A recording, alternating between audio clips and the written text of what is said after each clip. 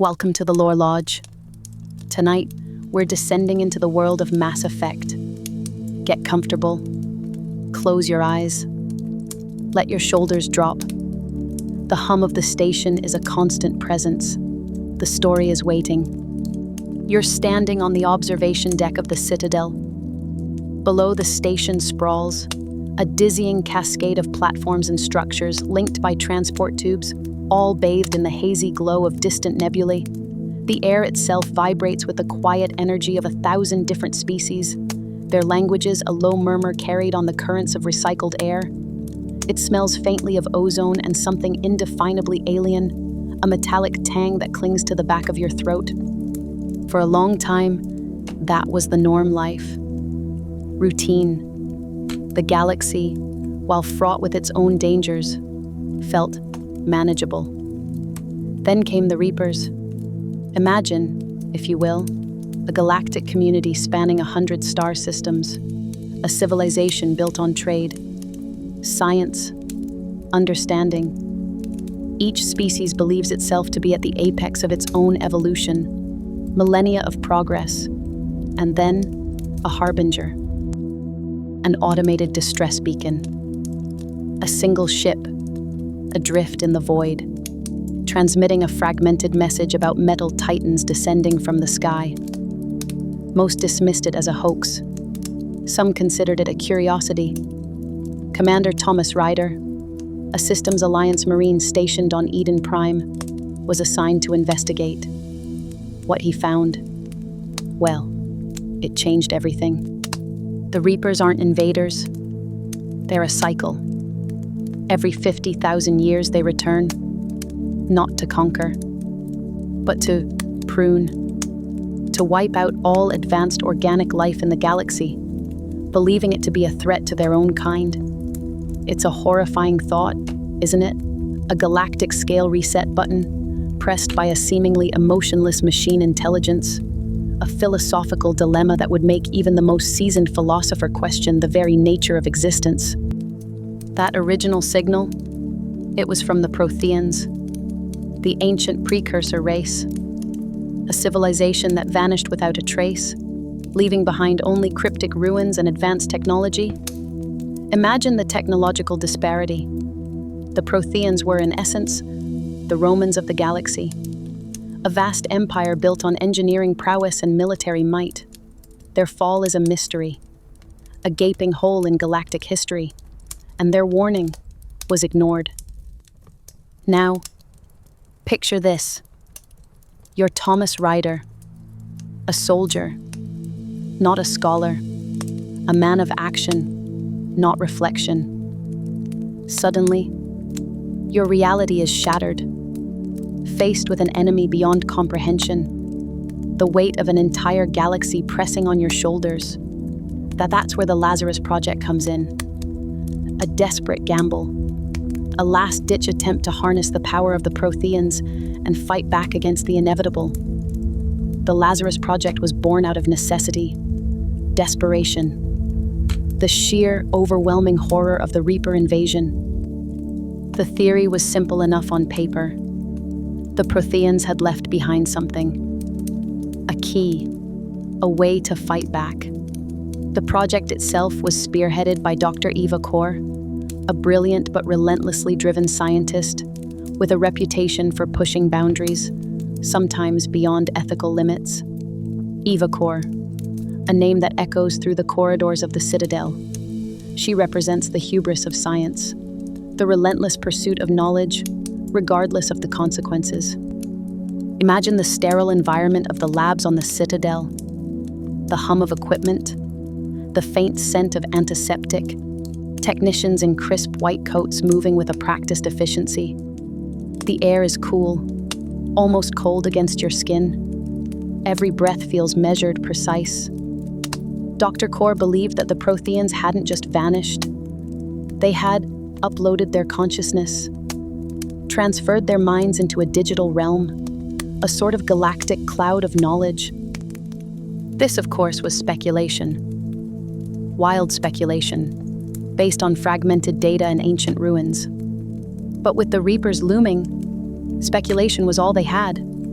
And then they found him. Subject 0, a Prothean known only as the Veil, a digital echo preserved in a stasis pod deep within a Prothean ruin on the planet Vermeer.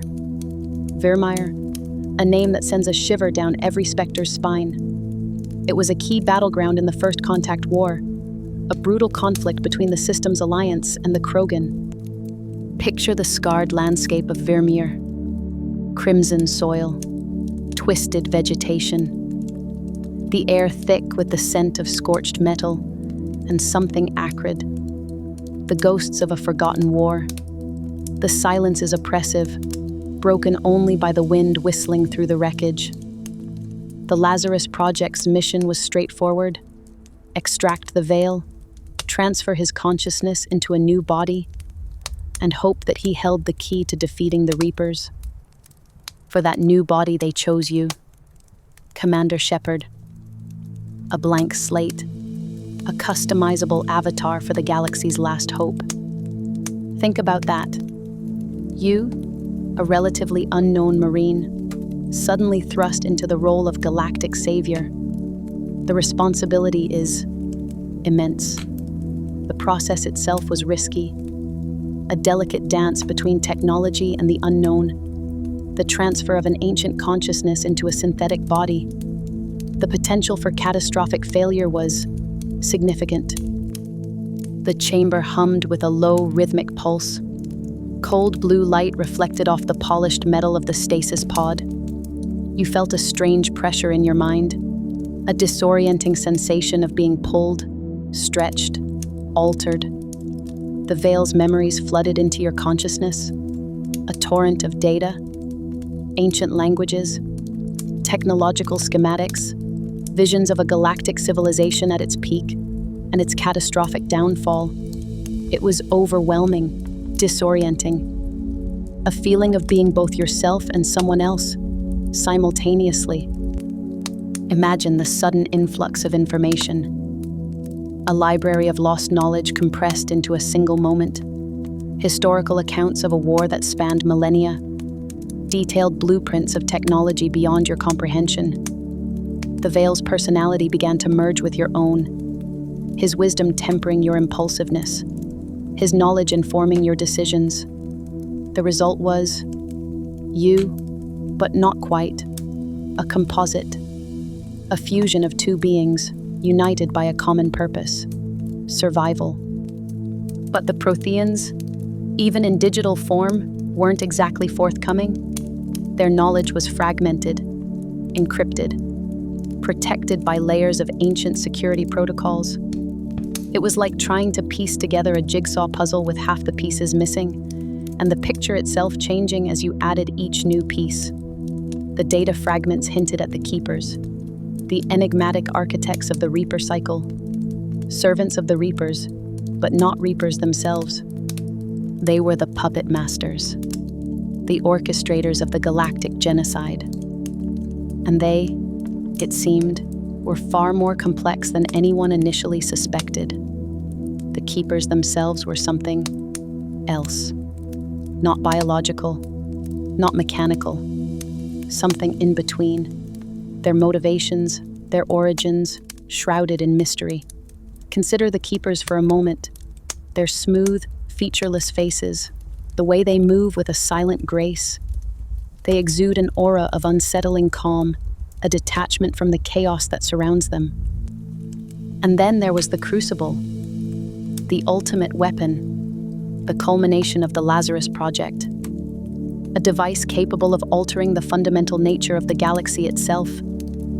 Imagine the sheer scale of the Crucible, a colossal structure, forged from Prothean technology and Systems Alliance engineering, a testament to the combined ingenuity of two disparate civilizations. Its purpose, to affect the Reapers' relationship to the Citadel, altering their ability to harvest organic life. But the Crucible wasn't just a weapon. It was a paradox, a gamble, a desperate hope. Its effects were unpredictable. Its potential consequences, catastrophic. To wield the Crucible meant to play with the fate of the galaxy. to gamble with existence itself. There were those who argued it shouldn't be used at all, that the Reapers were an inevitable force, a natural cycle that couldn't be stopped.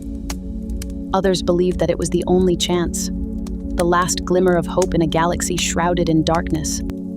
And then there was you, Commander Shepard, the one who had to decide, the one who had to make the call. The weight of that decision, it's almost unbearable. You stand before the crucible, a shimmering portal suspended in the void. The fate of the galaxy rests in your hands. The whispers of the veil echo in your mind. Do you activate the crucible? Do you risk everything on a desperate gamble? Or do you accept the inevitable? The choice is yours. The Lazarus Project wasn't just about finding a weapon. It was about finding hope. A way to rekindle the flame of defiance in a galaxy on the brink of annihilation. It's a familiar narrative, isn't it? The underdog rising against insurmountable odds. The desperate gamble that pays off against all expectations. Think of the Apollo program. A monumental undertaking, driven by the Cold War, but ultimately uniting humanity in a shared sense of wonder. The Lazarus Project, in its own way, echoes that spirit. A testament to the enduring power of hope, even in the darkest of times. Looking back, the events of the Lazarus Project feel almost surreal. A whirlwind of chaos, loss, and sacrifice. But through it all, one thing remained constant: the unwavering determination of the people of the galaxy. Their refusal to give up, even in the face of overwhelming odds. There's a certain beauty in that, a quiet dignity in defiance, a resilience that transcends species and culture. Imagine the quiet resolve in the eyes of a Aquarian engineer, meticulously repairing a damaged ship, the stoic determination of a Krogan warrior, bracing for another assault, the unwavering faith of a human civilian, clinging to the hope of a better future. The legacy of the Lazarus Project extends far beyond the crucible itself. It sparked a new era of collaboration, a renewed sense of purpose. Species that had once been at war began to work together, sharing knowledge, pooling resources, building a united front against the Reapers. It wasn't easy. There were setbacks, disagreements, moments of doubt. But the shared threat of extinction forged a bond that transcended all differences. Consider the Asari, a matriarchal species known for their wisdom and diplomacy. They stepped up to lead the galactic coalition, bridging divides and fostering understanding. Or the Turians, a rigid, militaristic race, previously focused on internal security. They offered their expertise in defense and strategy. And the Krogans, a notoriously warlike species, given a chance to redeem themselves and contribute to the greater good. The Lazarus Project. It wasn't perfect. It was born of desperation, fueled by fear, but it also gave birth to something extraordinary. A sense of unity, a spirit of hope, a belief that even in the face of extinction, the galaxy could still find a way to endure. Think about what that means. A galaxy of diverse species, overcoming their differences to fight for a common cause. It's a powerful image, a testament to the enduring strength of the human spirit. The Protheans left behind more than just technology. They left behind a lesson, a warning, a reminder that even the most advanced civilizations can fall, that even the greatest empires are not immune to the ravages of time. It's a humbling thought, a reminder of our own mortality, but it's also a source of hope, a call to action, to learn from the past, to build a better future, to ensure that the mistakes of the Protheans are never repeated. You stand once more on the observation deck of the Citadel. The hum of the station is a constant presence. The stars shine brightly in the distance. The Reapers have been defeated. The cycle has been broken. But the galaxy is forever changed. It's a world scarred by war, a world haunted by loss. But it's also a world filled with hope, a world brimming with possibility. The future is uncertain. But for the first time in 50,000 years, the galaxy has a chance to rebuild, a chance to thrive, a chance to create a new era of peace and prosperity. The story of the Lazarus Project is a story of loss, a story of sacrifice. But above all, it's a story of hope, a testament to the enduring power of the human spirit and the spirits of all those who call the galaxy home. And as you drift off to sleep, remember this: even in the darkest of times, there is always a glimmer of light, a spark of hope, a reason to keep fighting. You watch the monitors flicker. The sterile hum of the Lazarus Project facility fills your ears. It's a constant reassuring drone, the sound of hope battling against overwhelming despair. The sheer scale of the undertaking is breathtaking. A whole team, engineers, scientists, technicians, all dedicated to resurrecting a legend, Commander Shepard. The one person who stood between the galaxy and annihilation at the hands of the Reapers. The original plan was audacious. Recover the bodies of fallen Spectre commanders. Place them in cryogenic stasis. A safety net should the worst happen. Something to offer a second chance. Now, that second chance isn't a precaution. It's a necessity. The Citadel has fallen. The galaxy is reeling. And you are part of the team tasked with making it happen. Dr. Chakwas, her face etched with exhaustion, runs a final diagnostic. Her movements are precise, economical. Years of dedication distilled into practiced efficiency.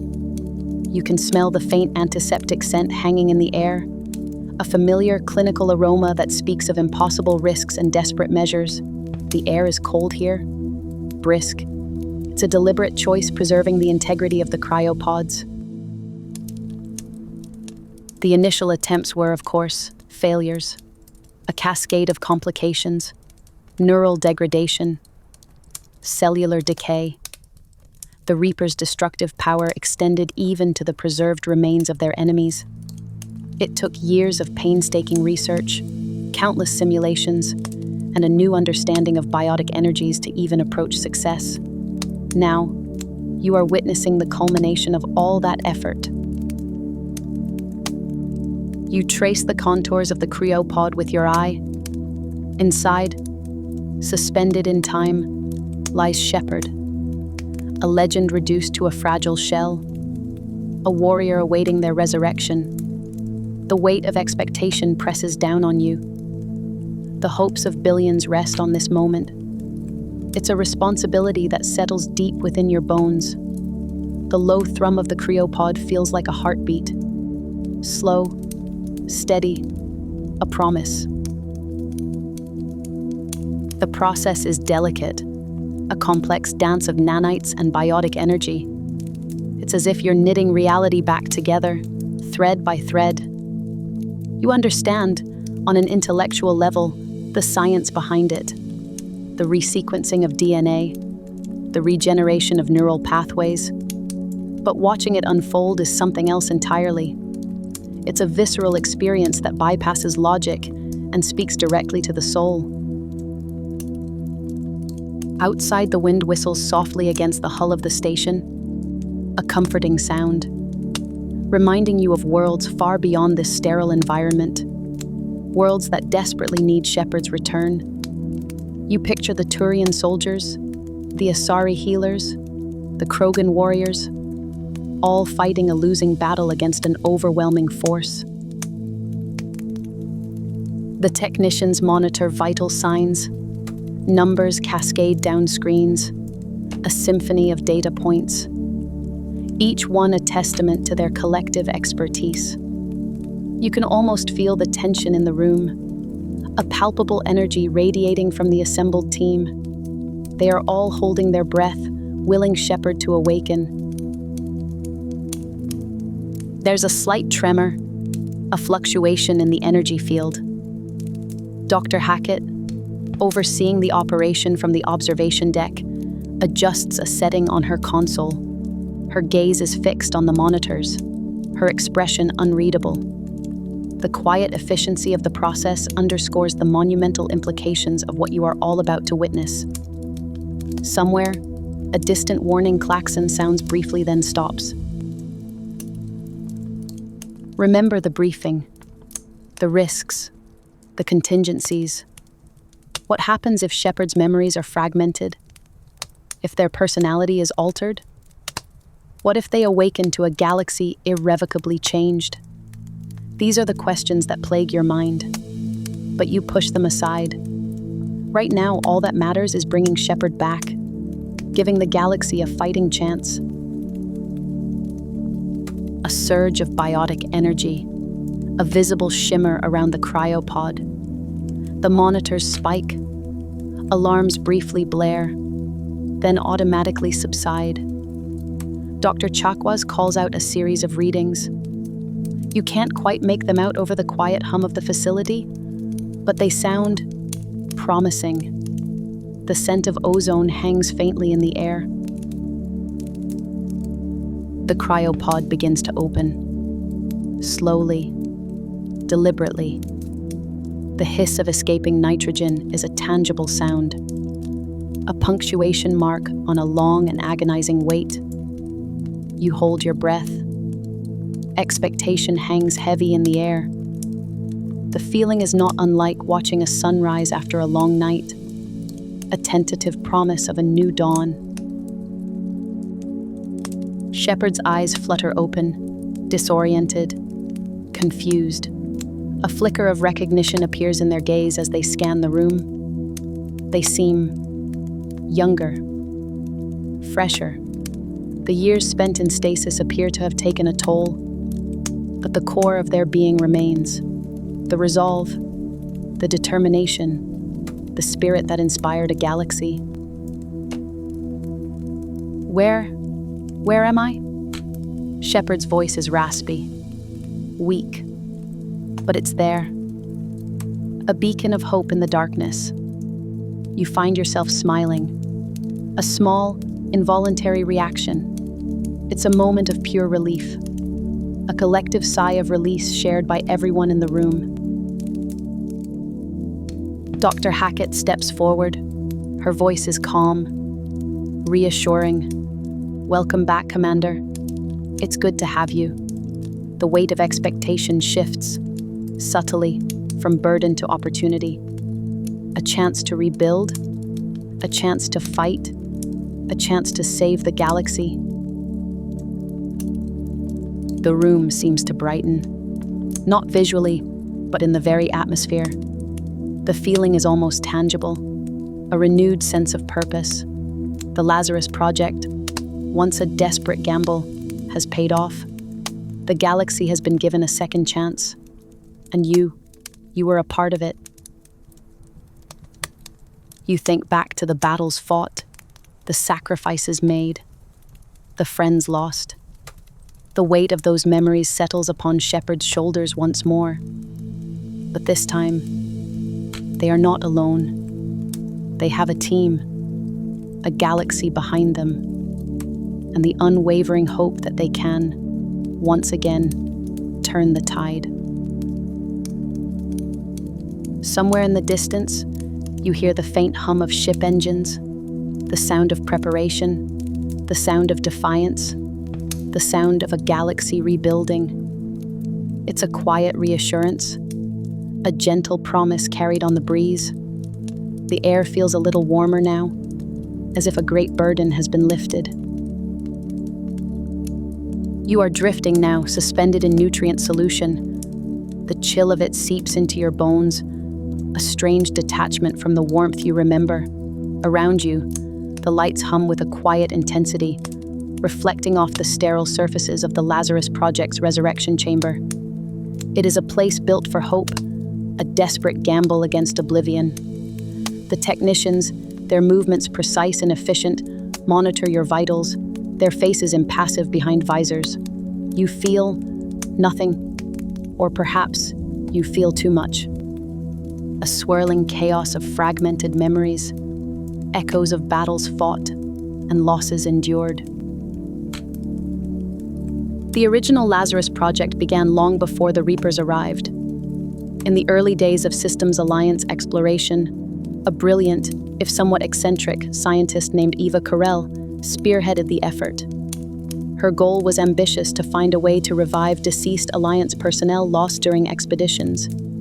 A noble aim, a costly one. The early trials were fraught with complications. Subjects emerged, changed, often with fractured personalities, sometimes with physical deformities.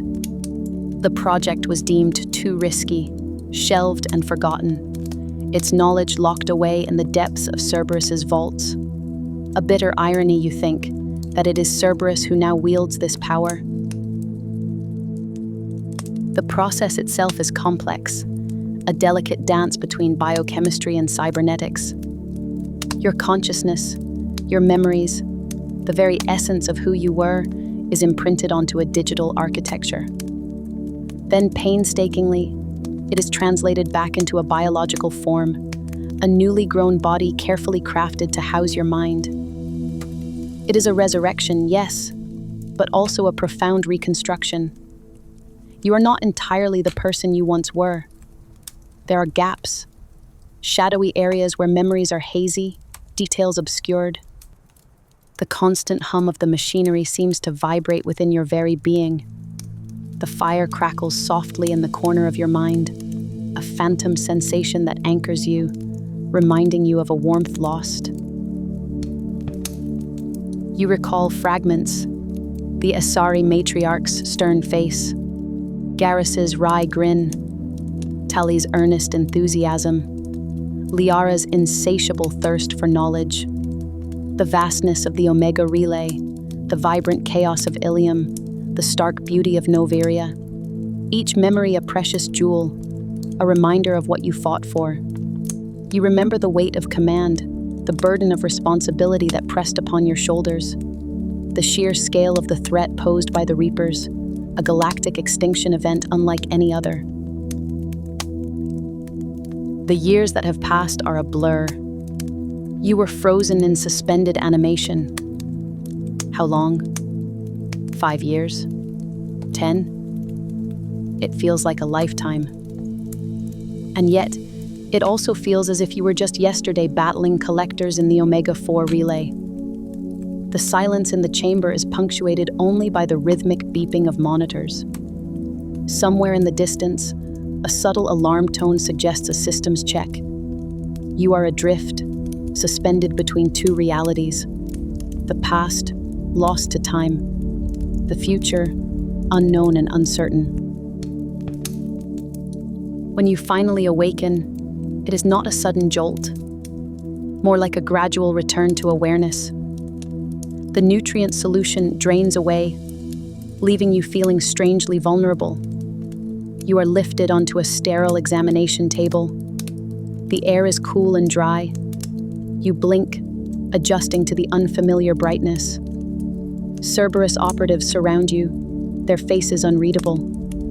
The shepherd, they call you, their champion, their tool. You are a weapon, reforged in the crucible of despair. The rain taps gently against the window of the chamber, a melancholic counterpoint to the sterile efficiency of your surroundings. The world outside is vastly different. The First Contact War is a distant memory. The Turian-Solarian genophage conflict has been resolved in a manner you are still learning to understand. The collectors were defeated, but at a terrible cost. Earth, your home, is under Cerberus's control. A necessary evil, they claim. a safeguard against future threats. You observe the news feeds, scrolling through reports of technological advancements, political intrigues, and simmering tensions. The galaxy has moved on. You have been left behind. Your physical form is different, younger, stronger. The cybernetics you once bore have been integrated seamlessly into your physiology. You feel enhanced, a subtle whisper of power coursing through your veins. You are a prototype, a proof of concept, the ultimate soldier, resurrected and refined. But at what cost? The memories are more vivid now, the pain sharper. The weight of countless lives lost settles heavy on your shoulders. You begin to piece together the events that transpired during your absence. The Reapers have returned. Their cycle of destruction is about to begin anew. The galaxy is unprepared. The Council remains fractured, blinded by pride and political maneuvering. The Krogan are struggling to rebuild their society. The Quarians are trapped in a desperate standoff with the Geth. Hope is a flickering candle in a raging storm. Miranda Lawson, your former officer, now a senior figure within Cerberus, explains the situation with clinical precision. The Lazarus project was conceived as a last resort, a desperate attempt to turn the tide of war. You are their contingency plan, their ultimate weapon. They believe you can save the galaxy, or at least mitigate the damage. You look at your hands flexing your fingers. They feel unfamiliar, yet strangely familiar. They are the hands of a warrior, the hands of a savior. The vastness of the task ahead is daunting. To rally the disparate races of the galaxy, to confront the Reapers, to face the inevitable annihilation, it seems an impossible undertaking. Yet within you, a spark remains, a flicker of defiance, the memory of camaraderie, the unwavering belief in the potential of the galaxy. You remember the faces of those you fought alongside, those you lost. Their sacrifices will not be in vain. The wind whispers through ancient circuits, a calming resonance in the sterile environment. The journey ahead will be fraught with peril. There will be losses, there will be betrayals, but you will not falter. You will not succumb to despair. You are the Lazarus Project. You are a symbol of hope, a testament to the resilience of the human spirit. You are the galaxy's last, best chance. A sense of quiet determination settles within you, a calm certainty that transcends the turmoil within. You take a breath and face the future. The Lazarus Project. The name itself carries a weight of hope and sacrifice. You feel the chill of the cryo chamber, the hum of the stasis pods resonating deep within your bones. It wasn't simply a resurrection, though. It was a desperate gamble, a Hail Mary thrown against the crushing inevitability of the Reapers. The initial concept, of course, was born from tragedy. Before the Collectors, before the Geth heresy, before the widespread knowledge of the Reapers' cycles, Dr. Amina Salas was working on tissue regeneration, a noble pursuit. Imagine repairing damage beyond what conventional medicine could manage, healing injuries that would leave others crippled for life. That was the dream. Then came the First Contact War, the Briscian incident. The sheer scale of destruction demanded more than just treating wounds. It demanded resurrection. And so, Salas's research was diverted, refocused. The ethical implications were substantial. But the Council approved the Lazarus Project. They had to. The stakes were too high. The fire crackles softly in the corner, a low rumble against the backdrop of clinical machinery. The first few attempts were failures, catastrophic failures. The subjects simply didn't return. Or worse, they returned as something broken, something unrecognizable. Years of tireless work, millions of credits poured into the endeavor. And still, the team was met with tragedy. It is roughly the distance from London to Edinburgh, the sheer amount of time and resources invested in this single project. Then, a breakthrough, a refinement of the process, a perfected blend of nanites and genetic reconstruction. The early Lazarus subjects exhibited quirks, memory fragmentation, personality shifts, but they were alive, they were back, and the council deemed them successes. The propaganda machine spun a tale of miracles. Few questioned the cost. You are standing in the observation room of the Lazarus facility, the cold, sterile light reflecting off the cryopods. You see them, row upon row, the original Lazarus subjects, each one a silent testament to the gamble taken, the weight of expectation pressing down on their slumbering forms. It is a palpable thing, this responsibility. The decision to reactivate Commander Shepard was not taken lightly. After the disastrous mission to Vermeer, after the devastating losses suffered at the hands of the collectors, the Council was desperate. They needed a leader. They needed someone who understood the threat, someone who could rally the galaxy. Shepard was the only viable option. But reactivating a Spectre, a Paragon, or Renegade who made pivotal, defining choices in their life, that was a dangerous proposition. What memories would return? What biases would persist? Would Shepard even be willing to serve? The uncertainty hung heavy in the air. Somewhere in the distance, a bell tolls, a somber reminder of the lives lost.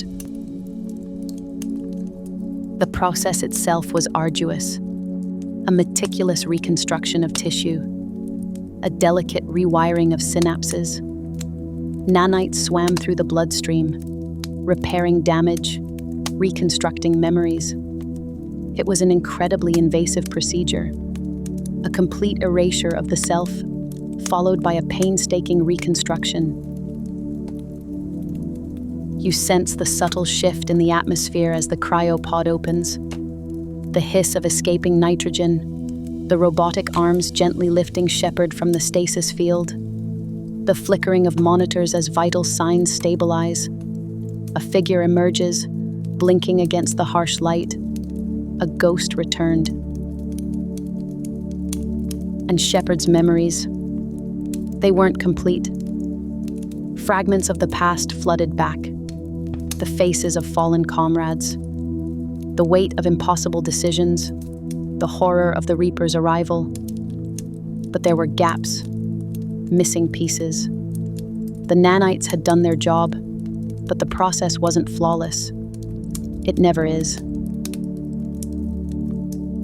The indoctrination checks were intense, a grueling assessment of Shepard's mental state, a desperate attempt to ensure that the resurrected Spectre was still the same hero the galaxy needed. The Council feared a puppet, a tool of the Reapers. The risk was immense. Rain taps gently against the window, a persistent, quiet rhythm. The Reawakening was a success, but the lingering effects, those were more complex. Shepard felt disconnected, a stranger in their own life, haunted by the echoes of the past, burdened by the knowledge of what was to come, the weight of the galaxy resting squarely on their shoulders. And yet, despite the uncertainty, despite the risks, Shepard stepped forward, driven by a renewed sense of purpose, a fierce determination to protect the galaxy. A spark of hope rekindled in the face of overwhelming darkness. The Lazarus Project had given them a second chance, a chance to fight, a chance to survive. Consider it then, a resurrection born of desperation, a gamble with immense consequences, a testament to the enduring spirit of humanity and all the races of the Milky Way. The Lazarus Project was more than just a scientific breakthrough. It was a symbol, a beacon of hope in a galaxy on the brink of annihilation. You exhale slowly, the air cool and still. The faint hum of the facility fades into the background. The Lazarus Project continues. The hope it represents, however fragile, endures. The stars above, silent witnesses to this drama, offer a distant, eternal comfort. Close your eyes. Get comfortable. Imagine you're standing on the observation deck of the Normandy SR2. You can feel the subtle hum of the engines beneath your feet, a gentle vibration that resonates through the deck plating. Beyond the reinforced glass, the inky blackness of space stretches out before you, scattered with the cold, distant light of a million stars. You've just received the latest data packet from Palavin. The reports are grim. Entire colonies, seemingly vanished. No distress signals, no wreckage, just nothing. It feels like a chill settling in your bones, despite the warmth of the cabin. The silence is unsettling, amplified by the immense emptiness outside. Commander Shepard tasked you with a deep dive into the missing colony reports. Something doesn't add up. The sheer scale of the disappearances, the lack of any immediate explanation, points to something far beyond a pirate raid or a natural disaster. There's a pattern emerging, a terrifying consistency. The initial investigation centered around the Batarian attacks on Eden Prime years prior. The logic was sound. A species known for brutality and expansionism would be the first suspects. But the timing is off. The locations are too disparate. Something is orchestrating these events, something far more ancient and powerful than any known Batarian faction. Somewhere in the distance, a low hum resonates from the ship's systems. It's barely audible, but you notice it. It speaks of intricate systems working perfectly, a technological marvel shielding you from the void. The name soon arises, the Collectors, a shadowy group seemingly dedicated to harvesting advanced technology and organic specimens from across the galaxy. The first concrete evidence comes from an old Prothean ruin on Noveria, recovered by a research team. A single fragmented message, a warning. Imagine you're crouched in the echoing chamber of that ruin. The air hangs heavy with the scent of damp stone and something else. Something faintly metallic and unnervingly alien. The flickering light of your Omni tool dances across the carved Prothean script, revealing glimpses of a civilization long gone, yet somehow still warning you about what is to come. The message, barely legible, speaks of a silent harvest, a systematic stripping of entire worlds. It speaks of beings who do not want to conquer, but to consume, to collect. The Protheans, masters of technology and interstellar travel, were powerless to stop them. The message ends abruptly, swallowed by the passage of millennia. The Collector's origins remain shrouded in mystery. Initial theories suggested a connection to the Reapers, the ancient machine intelligences that periodically cycle through the galaxy, wiping out organic life. The Collectors were initially believed to be advanced Reaper drones, acting as scouts and resource gatherers. You trace the data trails. They lead you to the Terminus systems, the lawless frontier of the galaxy, a place where pirates and smugglers thrive and secrets fester in the shadows. It's reminiscent of the Wild West, a place of opportunity and danger, where the law is whatever you can enforce. The scent of recycled oxygen and cheap synth alcohol stings your nostrils. The cramped corridors of Omega, a sprawling space station and hub for criminal activity, close in around you. The air is thick with the low murmur of voices, the clatter of droids, and the ever-present threat of violence. The information brokers you contact are reluctant to talk. Fear hangs heavy in the air. They whisper of disappearances, of ships vanishing without a trace. They point you towards a mysterious benefactor, a shadowy figure known only as the broker.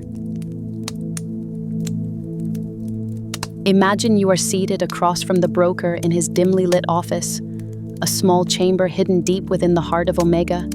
The air is thick with smoke and the metallic tang of data streams. He is a gaunt figure, his face obscured by shadows, speaking in riddles and offering cryptic clues. The broker reveals that the collectors aren't simply Reaper drones. They are a separate, independent species, acting as a bridge between the Reapers and the galaxy. They are a resource-gathering arm, preparing worlds for the final harvest.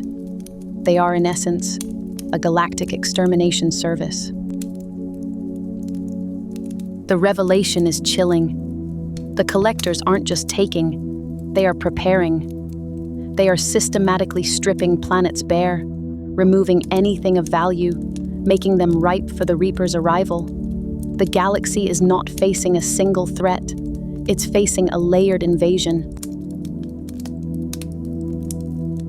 You uncover details about their method of operation. They use massive, biomechanical ships, colossal vessels capable of transporting entire colonies.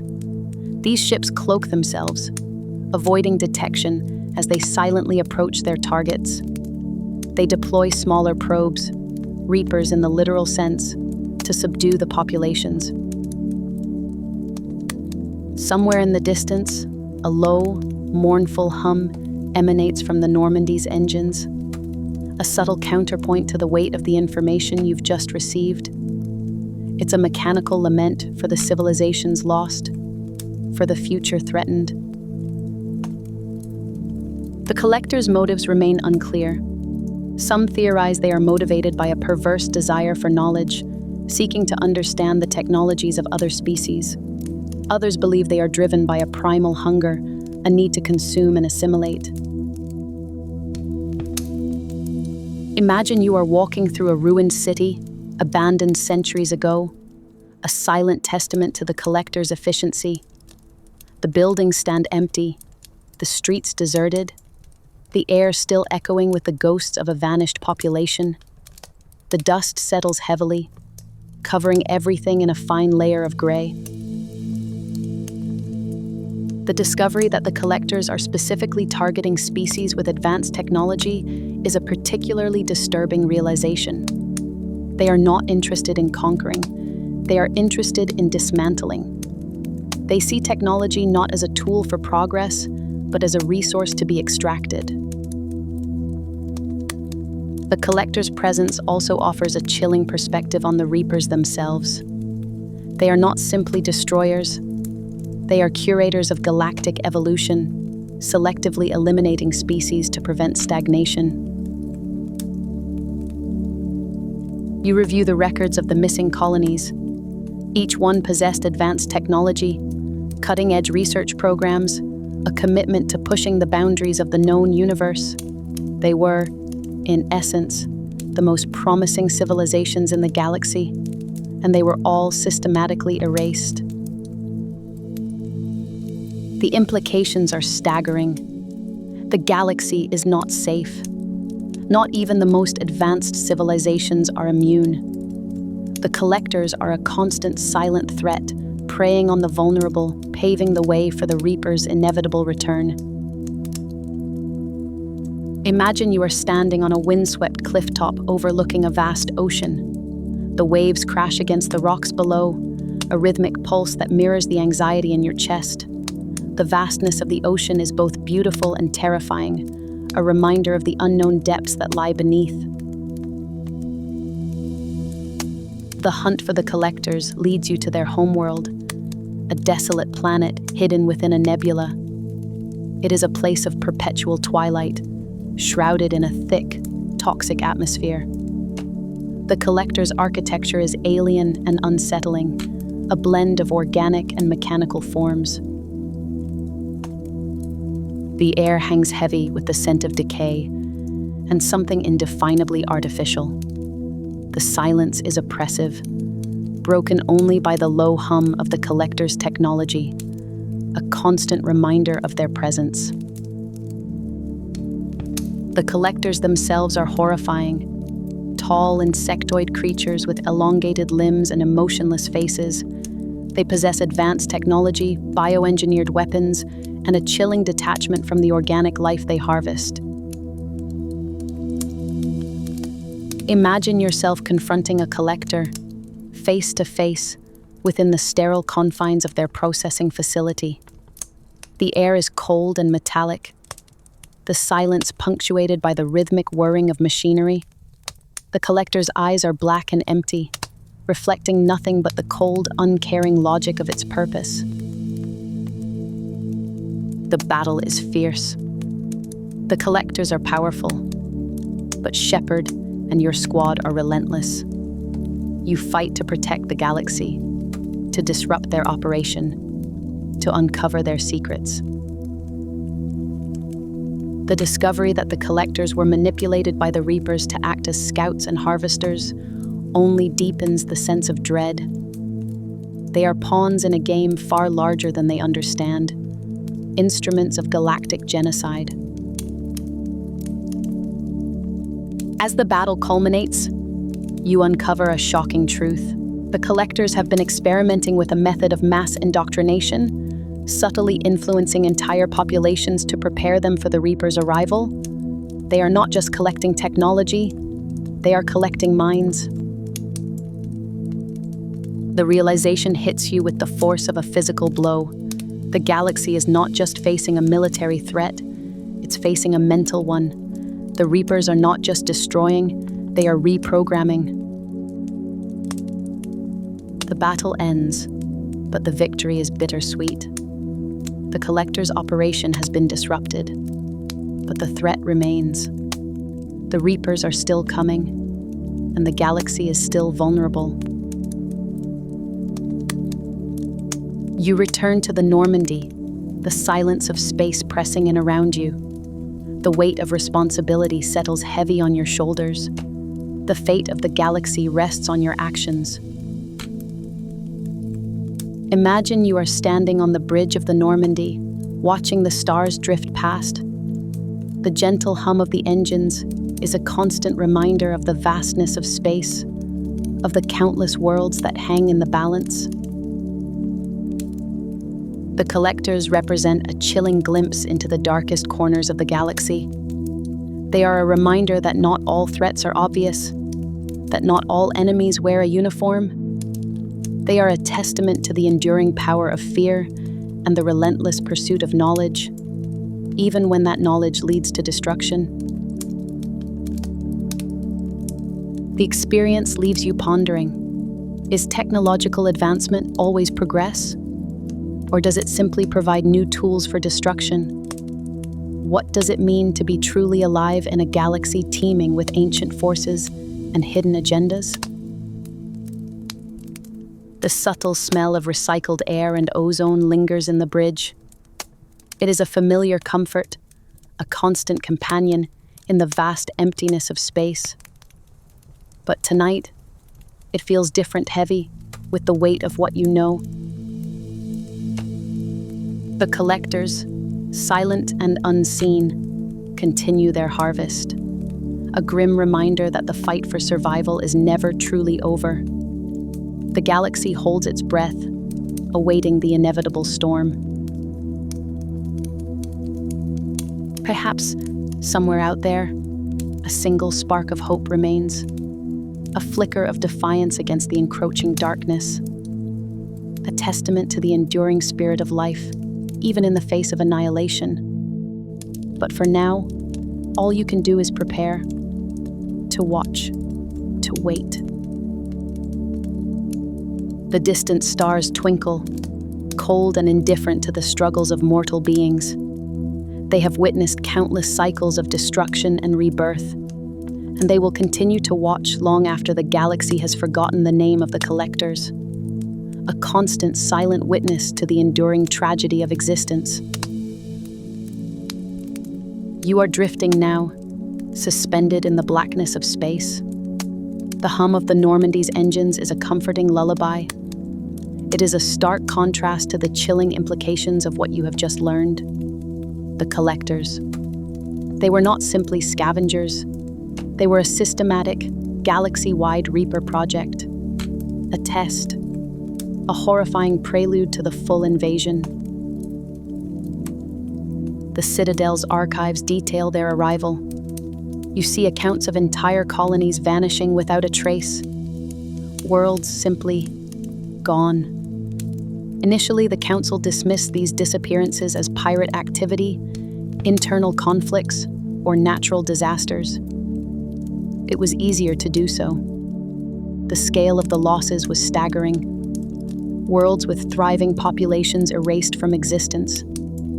Entire star systems silenced. The first confirmed sighting occurred near the Terminus systems. A heavily armed freighter, the Sardonic, managed to record a fleeting image of the collector's ship. It was a monstrosity, a vessel that seemed to swallow light itself. Its surface was a chaotic jumble of machinery, organic structures, and what appeared to be harvested technology. A nightmare constructed from the debris of countless civilizations. The fire crackles softly in the corner. The ship's design itself revealed much. It was built not for conquest or even direct conflict. It was built for efficient extraction. Like a vast cosmic harvester, it moved through the galaxy, stripping worlds bare. It didn't care about resources in the traditional sense. It wasn't mining for minerals or energy. It was harvesting people. You begin to picture the logistics of it. The collectors were clearly operating under the direction of the Reapers, a coordinated effort spanning countless light years. Maintaining such an operation would have required a level of organization and technological prowess far beyond anything the galaxy had ever witnessed. The implications are dizzying. Consider the timing. The collectors began their harvest roughly 200 years before the events of Mass Effect. They systematically stripped almost 1,000 worlds, gathering organic material to be used as genetic building blocks for the Reapers' indoctrination protocols. The scale of this project is almost beyond comprehension. It dwarfs the achievements of any known civilization. The indoctrination process itself is a source of chilling fascination. The collectors didn't simply kidnap people, they altered them. They stripped away individuality. They implanted programming designed to turn them into loyal, unquestioning servants. A biological virus coupled with a sophisticated technological matrix. Think of the sheer psychological trauma involved. Imagine being snatched from your home, your family, your life, and subjected to that kind of manipulation. To have your very sense of self erased and replaced with the cold logic of the Reapers. The wind whispers through ancient trees outside. The collectors were not mindless drones. They exhibited a distinct hierarchy and specialization. Some seemed to be dedicated to ship operation, others to resource extraction, still others to the indoctrination process itself. Each unit perfectly suited to its task. A terrifyingly efficient machine. The most disturbing element of the collectors is their silence. They communicated not with words or signals, but with a kind of pervasive influence. A sense of dread and emptiness that permeated the worlds they targeted. Their very presence seemed to drain the life from everything around them. It is a subtle terror, a creeping despair. Research on the sardonyx was crucial. It revealed the collector's vulnerability to disrupting the energy fields that shielded their ship. This knowledge gave Shepard and her crew a fighting chance when they finally confronted the collector's base in the Omega-4 relay. But even that victory felt hollow. You recall the battle? The frantic struggle against an overwhelming enemy? The desperate hope that you could somehow save the colonists trapped within the collector ship? It was a victory bought at a terrible price. The echoes of the battle still resonate within you. The true horror of the collectors isn't just in their destructive power, it's in what they represent. They are a stark reminder that the galaxy is far larger and far older than humanity can possibly comprehend, and that out there, in the vastness of space, there are forces at work that are beyond our understanding. Consider the implications for those colonists who were indoctrinated. Many were seemingly rescued, but were they really free? The tendrils of the Reaper's influence are insidious, a slow, subtle corruption that can warp the mind and soul. It is a weight you carry, knowing that some may never truly be themselves again. Rain taps gently against the window. The collector's actions also raise profound questions about the nature of free will. Were those who were harvested merely victims, or were they unwittingly participating in a larger cosmic scheme? Did the Reapers, in their twisted logic, believe they were offering a form of salvation? It is a disturbing thought to imagine a civilization so advanced, so utterly alien, that it views the very concept of individual freedom as an obstacle to progress, a primitive notion to be eradicated. It is a chilling perspective, one that challenges the very foundations of what you believe to be right. The silence of the collectors, their absence after the battle with Shepard, only adds to their mystique. Did they retreat? Were they destroyed? Or are they simply waiting, biding their time, preparing for the next harvest? The galaxy holds secrets. It holds horrors beyond our comprehension. The collectors are a testament to that truth, a silent warning echoing across the void, a reminder that even in the face of overwhelming darkness, hope, however fragile, can endure. Somewhere in the distance, a bell tolls. You drift further now. The image of the collector ship fades. The hum of the Normandy is a constant, reassuring presence. The scale of it all is staggering, the knowledge unsettling. And yet, within that vastness, there is a strange beauty, a profound sense of perspective, a quiet acceptance of the unknown. You are drifting now, suspended in the near darkness of relay space. The faint hum of the mass shadow fills your awareness, a constant drone that vibrates not in your ears, but deep within your bones. It is a sensation almost tactile. You try to orient yourself to find a point of reference, but there is nothing but a feeling of immense scale. This is the collector's domain. The collectors themselves are difficult to describe. They are not a species, not in the conventional sense. They are a conglomerate, a joining of many disparate races. Protheans, Asari, Turians, Krogan, even Solarians, all forcibly integrated into a single, horrific purpose. Their bodies are grotesque mosaics of chitinous plates and grafted machinery. You glimpse them through the haze, enormous forms moving with a disturbing insectile grace. They are both alien and disturbingly familiar. The echoes of the lives they once lived linger in the architecture of their being. You realize the scale of what they've achieved is almost incomprehensible. The harvest wasn't a localized event. It wasn't just a raid on the Citadel. It was a systematic, galaxy-wide plundering of entire civilizations. Think of the Roman Empire, at its height, extending its dominion across Europe, Africa, and the Near East. Now multiply that by 10. Now consider the devastation wrought not through conquest, but through silent, pervasive extraction. That is the scale of the collector's operation. Somewhere in the distance, a hydraulic hiss punctuates the hum. The sound is dry and mechanical, a stark contrast to the almost organic nature of the surrounding space. It is the sound of a processing plant, a factory of souls. You imagine the endless conveyor belts, the automated systems, the sheer industrial efficiency of the collector's endeavor. It is unsettling in its coldness, its utter lack of sentiment. The fire crackles softly in the corner, an imagined comfort, a trick of your mind.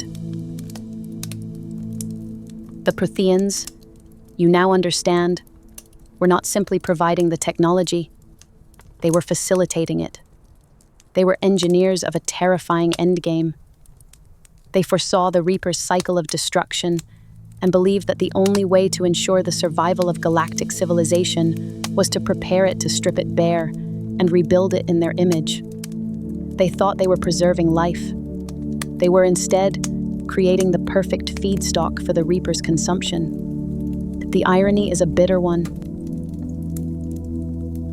Consider the vastness of space, the sheer number of systems that were systematically targeted, each world a tapestry of cultures, histories, and individual lives reduced to a mere resource. Think of the children who never grew old, the artists who never created their masterpieces, the scientists who never made their discoveries, all swallowed by the collector's silent harvest. The rain taps gently against the window, a gentle reminder of the world's lost. You observe a small, contained structure within the larger facility. It appears to be a nursery of sorts. Within, you see forms gestating, not collectors, but something different.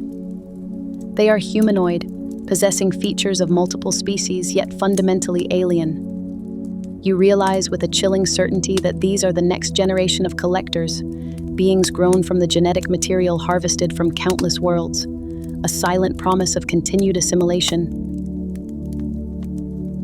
The collectors aren't driven by malice, not in the way that the Reapers are. They are instruments of a process, a cold, calculating engine of galactic reduction. They have no concept of morality, no understanding of value beyond their program directive. They are the ultimate expression of utilitarianism taken to its most horrifying conclusion. A profound sadness settles over you, a sense of profound loss for all that has been and all that could have been. You trace the architecture of the collector facility. It isn't purely mechanical. There are organic elements interwoven throughout, bioluminescent veins pulsing with an eerie light. You see symbols carved into the walls, Prothean glyphs interwoven with markings from dozens of other cultures. It is a palimpsest of suffering, a testament to the countless lives that have been erased. Somewhere in the distance, a bell tolls, an echo of lost ceremonies. The process of integration isn't instantaneous. It is a gradual corruption, a slow dismantling of the individual. The memories, the personalities, the very essence of a being is painstakingly extracted and repurposed. You imagine the terror, the despair, the profound sense of loss that accompanies such a violation. It is a fate worse than death. The thought occurs to you that the Reapers are not the only threat to galactic civilization. The collectors represent a different kind of danger, a danger that lies not in outright destruction, but in insidious assimilation, in the erasure of identity, in the theft of everything that makes a species unique. They are the ultimate parasite, feeding on the very soul of the galaxy. That is roughly the distance from London to Edinburgh, an easy journey for a ship traversing relay space. You notice a flicker of something within one of the integrated beings. A fleeting expression of defiance, a spark of resistance. It is quickly extinguished, swallowed by the collective consciousness, but it is there nonetheless. A fragile ember of hope in a sea of despair. A reminder that even in the darkest of circumstances, the human spirit or whatever equivalent exists in the myriad species of the galaxy can endure. The Collector's operation isn't flawless. There are vulnerabilities, weaknesses in their design. The very fact that Shepard and his crew were able to infiltrate the facility suggests a degree of systemic failure. Perhaps you think the seeds of their own destruction are already sown within their cold mechanical hearts. You are drawn to a viewport overlooking the vast emptiness of relay space. Stars drift past like silent witnesses to the Collector's crimes. You consider the sheer scale of the task before those who seek to challenge them. The odds are overwhelming, yet you also feel a quiet sense of resolve. The galaxy has faced darkness before.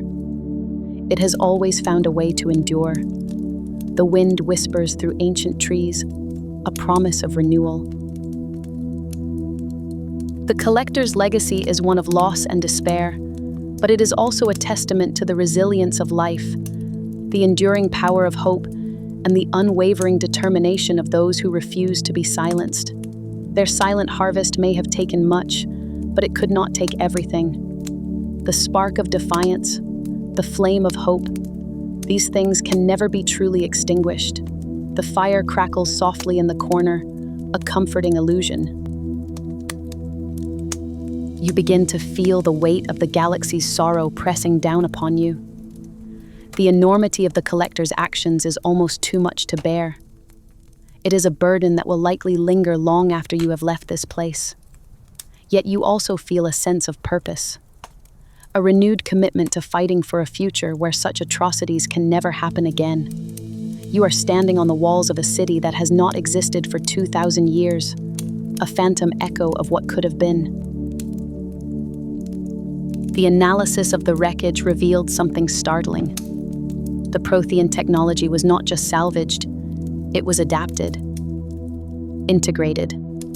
The Collectors had cannibalized the ancient ship's systems to refine their own, making their methods of abduction and assimilation far more efficient. You can almost feel the cold calculation in that repurposing, a silent theft across millennia.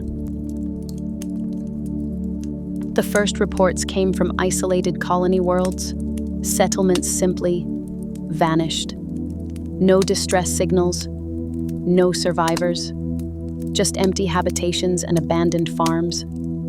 At first, it was dismissed as pirate raids. Then, as rogue reaper incursions. The scale of the disappearances grew, however, swiftly eclipsing any known threat. Entire systems were scrubbed clean. The initial investigation was hampered by the Collector's unusual tactics. They weren't interested in conquest or destruction. They weren't broadcasting any signals. They were harvesting, silent and methodical.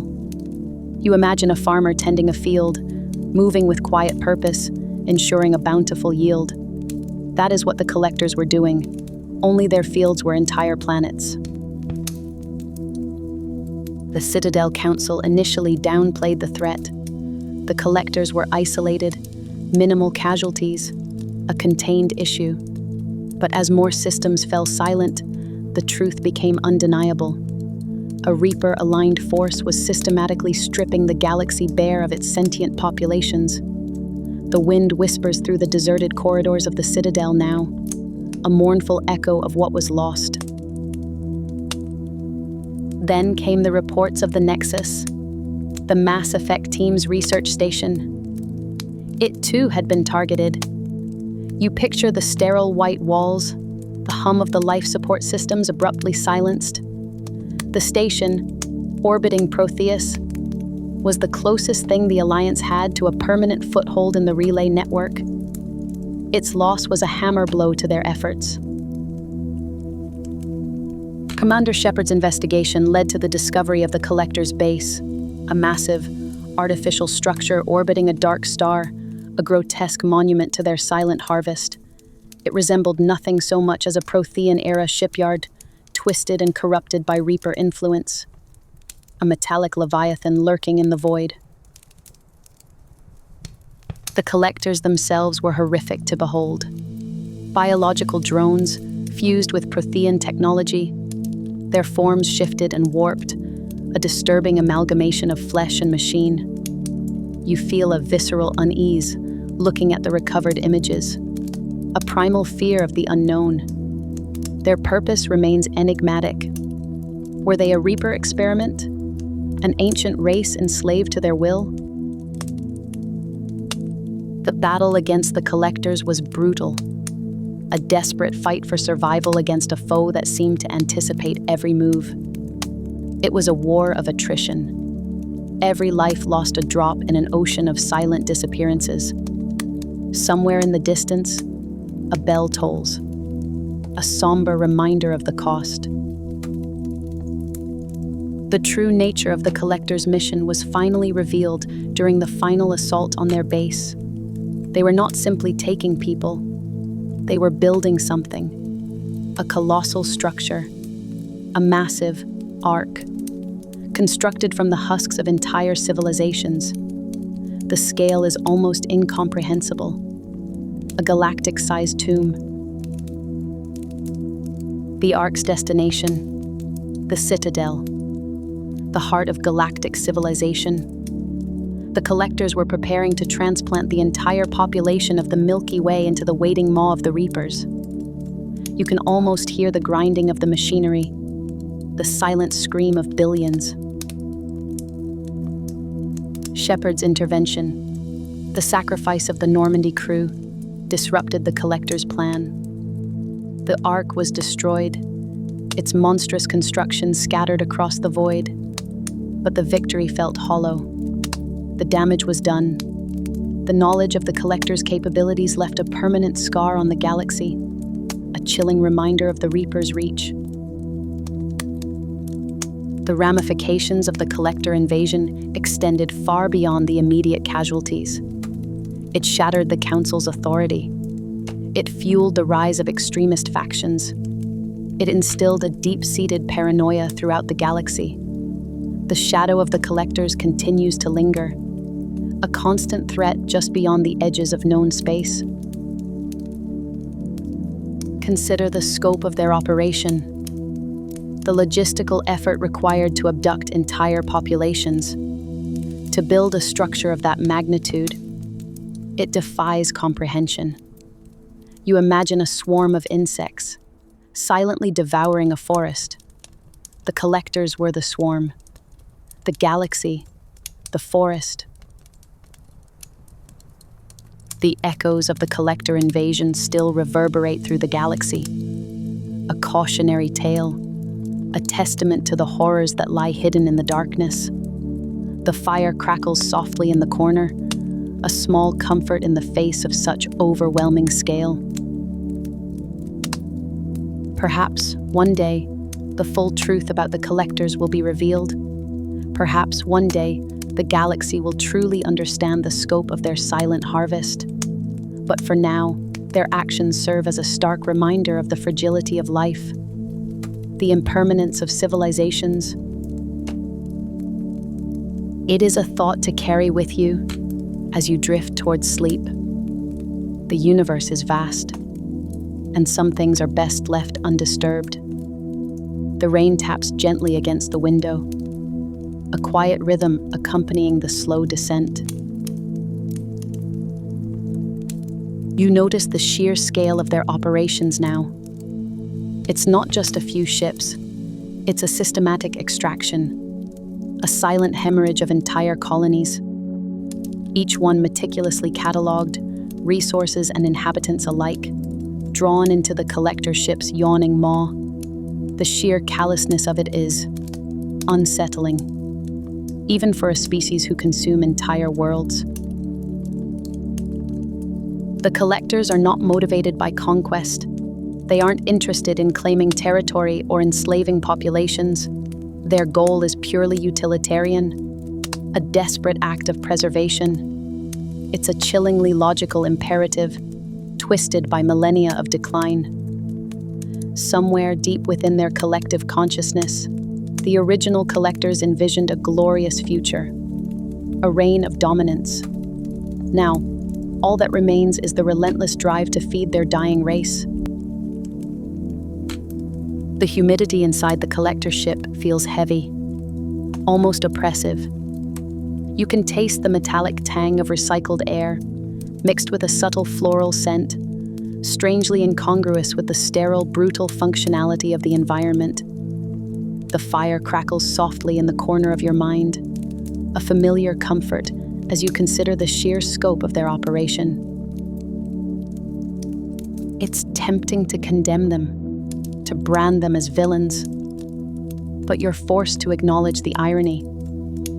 They are victims too, victims of their own past, their own ambition, their own desperate circumstances. You recall a passage from a history lesson long ago, the proverb about a man drowning who kicks and claws at those trying to save him. Is that what the collectors are doing? You examine the data streams reports from reconnaissance probes, logistical analyses of extraction routes. They've been observing the galaxy for centuries, patiently gathering information, waiting for the moment to act. The Reapers, of course, were unaware of the Collectors' activities. The Collectors have remained deliberately hidden, a shadow operating in the margins of galactic power. The gravity shifts subtly beneath your feet. You realize you are moving deeper into the Collector ship's core towards the nexus of their operation. A vast chamber stretches before you, filled with suspended capsules. Within each, entire ecosystems are preserved, miniature replicas of the worlds they've harvested. A frozen tableau of cultures, lives, and landscapes. Rain taps gently against the window of your mind, a melancholy rhythm against the backdrop of this unimaginable scene. The Council's decision to initiate the Collector Contact Protocol was, as it turns out, a catastrophic error. A well-intentioned gesture of diplomacy that exposed the galaxy to this silent threat. It's a stark reminder of the limitations of understanding, of the dangers of assuming that logic and reason will always prevail. The data suggests that the Collector's harvesting isn't random. They are selecting worlds based on specific criteria: genetic diversity, mineral composition, technological advancement. They're not simply stripping planets bare, they're curating a collection, a carefully selected assortment of resources and genetic material to sustain their dying civilization. You picture the last moments of the colonists on Eden Prime, families gathering for dinner, children playing in the streets, farmers tending their fields, all unaware that their world was about to be erased, that they were destined to become sustenance for a race they never knew existed. The weight of that knowledge presses heavily upon you. You wonder if there was any escape, any possibility of averting this disaster, perhaps a more cautious approach, a greater investment in reconnaissance, a deeper understanding of the hidden corners of the galaxy. But the past is immutable. It's a tapestry woven from choices and consequences, and you are merely a thread within that tapestry. The Collector's methods are efficient, brutal, but undeniably effective.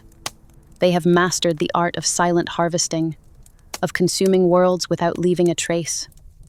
Their existence serves as a chilling testament to the lengths to which a species will go to survive. The wind whispers through ancient trees in your memory, a somber soundtrack to this galactic tragedy. As you reflect on their actions, you see a poignant truth emerge. The Collectors are not the ultimate villains of this story. They are a symptom, a manifestation of a deeper malaise that plagues the galaxy, a desperate response to a dying world, a silent plea for survival. Somewhere in the distance, a bell tolls, a mournful echo in the vastness of space.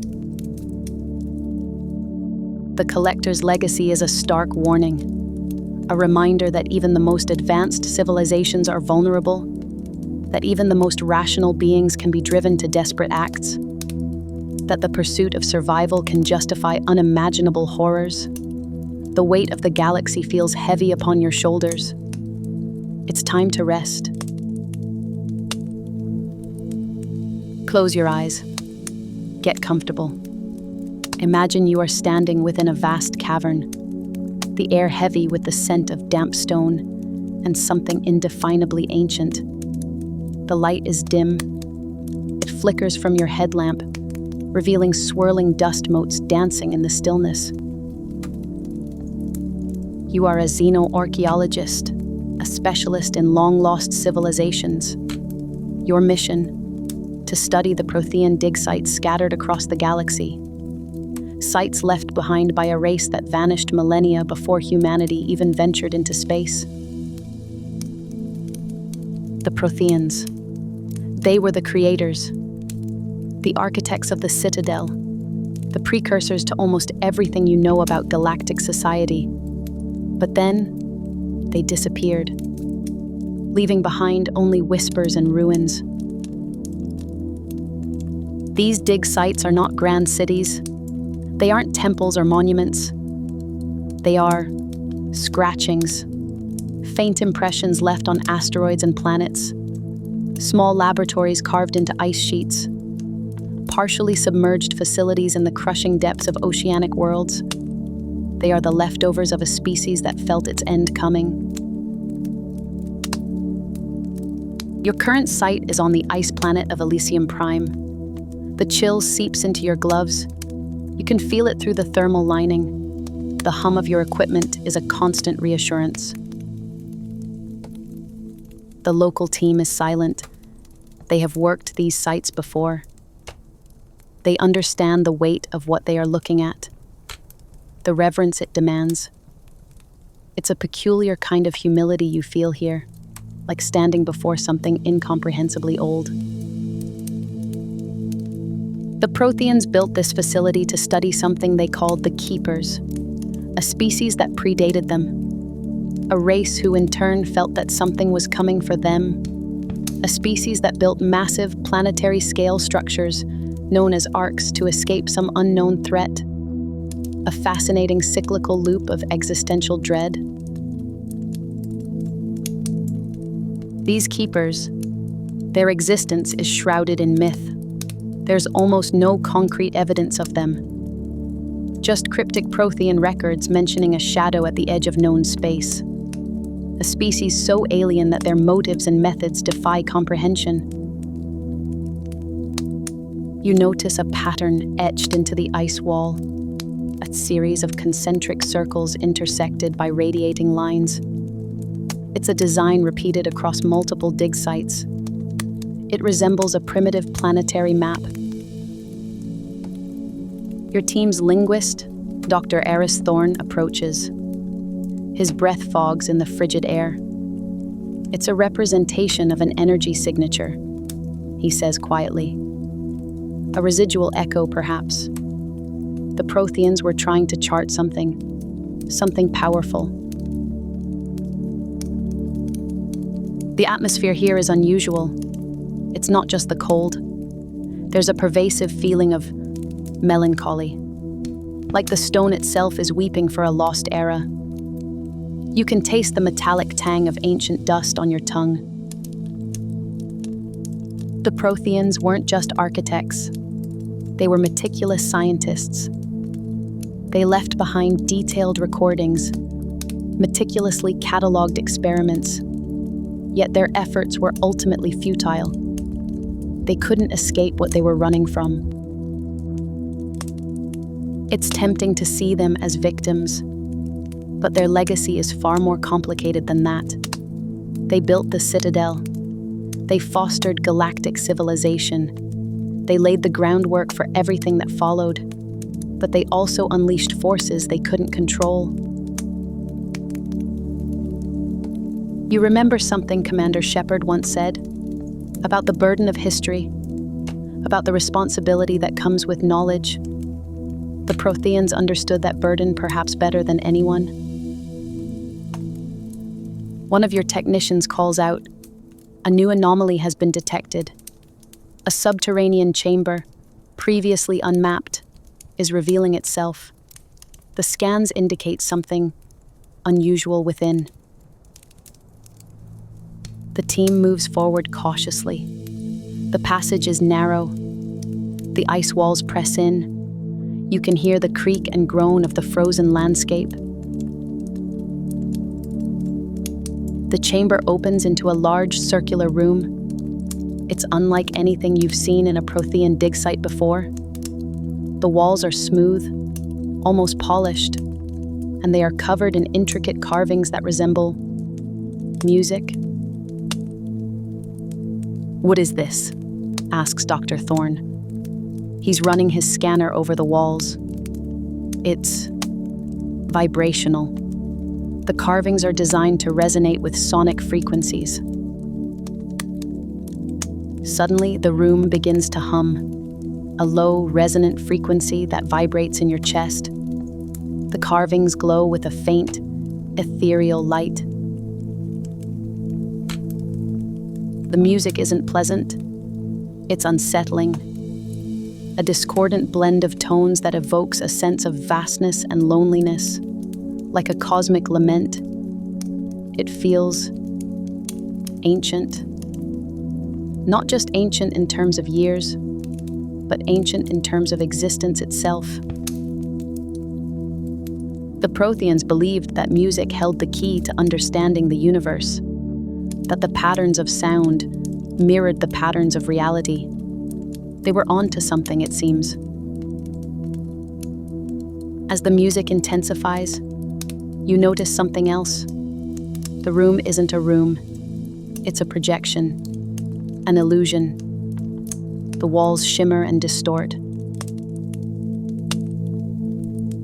Beyond the illusion lies something else, something vast and incomprehensible, a swirling vortex of colors and energies.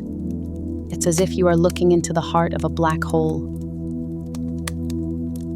This must be what the Protheans were searching for, the source of the Keeper's fear, the shadow at the edge of known space. But what is it? Your team's xenobiologist, Ilara Vasquez, is visibly shaken. "I'm picking up anomalous readings," she says. "Energy signatures I can't identify. They're fluctuating." The music swells. It fills your mind. You feel a strange compulsion to reach out, to touch the swirling vortex, to understand. But something holds you back, a sense of primal dread. The Keepers understood. They built their arcs and fled. They knew that some things are better left unknown, that some doors are better left unopened. You think of the Reapers, the colossal machines that periodically wipe out galactic civilizations. Are they connected to this? Is this the source of their power? The Protheans' pursuit of knowledge led them down a dangerous path, a path that ultimately led to their demise. And now, you are standing on the precipice of that same abyss. Dr. Thorne takes a step back. His voice is trembling. "We need to seal this chamber," he says. "We need to shut it down. Now." The team begins working frantically, activating emergency protocols, sealing the chamber. The music begins to fade. The vortex retracts. As the chamber seals, you feel a sense of profound relief, but also a sense of loss. You have glimpsed something extraordinary, something that defies explanation, something that will haunt your dreams for years to come. You can almost smell the ozone, a metallic tang of raw power. It lingers in the air, a ghostly reminder of what you have witnessed. The The dig site is quiet once more. The hum of your equipment is a welcome sound. You are safe, for now, but you know that the secrets of the Protheans are far from being revealed. You think about the vastness of space, the countless galaxies, the unimaginable horrors that lie hidden within the darkness, and you wonder, what else is out there? What else are we not ready to know? The ice feels cold against your boots, a solid and reassuring presence. You take a deep breath. The air is crisp and clean. You know that you will return to these dig sites, that you will continue to search for answers, even if those answers are terrifying. Because somewhere out there, in the silent depths of space, the echoes of a lost civilization still resonate, and they are calling to you. Dr. Vasquez speaks softly, more to herself than to the group. Did you feel that? Like it was watching us? Thought sends a chill down your spine. You peer into the darkness beyond the illuminated passage. The silence is unnerving, complete. You look up at the glittering expanse of stars above, each point of light a potential mystery, a potential threat, a potential revelation. Some secrets are best left buried. Some doors are better left unopened. But the human spirit compels us to explore, to understand, to know.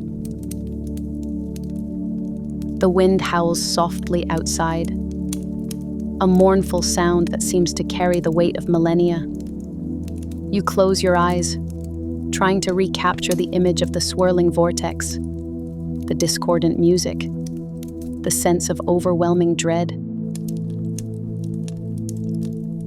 The Protheans are gone, but their legacy lives on, in the ruins they left behind, in the questions they raised, and in the endless search for answers in a galaxy filled with mysteries. You are just one small piece of that story, one link in a chain that stretches back to the dawn of time, and you know, deep down, that your journey has only just begun. The distant rumble of an avalanche echoes through the ice, a stark reminder of the planet's indifference, of the insignificance of individual lives in the face of cosmic time. But even in the face of such immensity, there is beauty, there is wonder, there is hope. You open your eyes. The light of your headlamp illuminates the icy walls. The faces of your team are etched with a mixture of awe and apprehension. You smile, a small, quiet smile. There is so much more to discover, so much more to learn. You turn and walk towards the exit. The chill air bites at your exposed skin, but you feel a warmth inside, the warmth of curiosity, the warmth of purpose, the warmth of being a part of something larger than yourself. And as you step out into the darkness, you know that you will carry the echoes of the Protheans with you.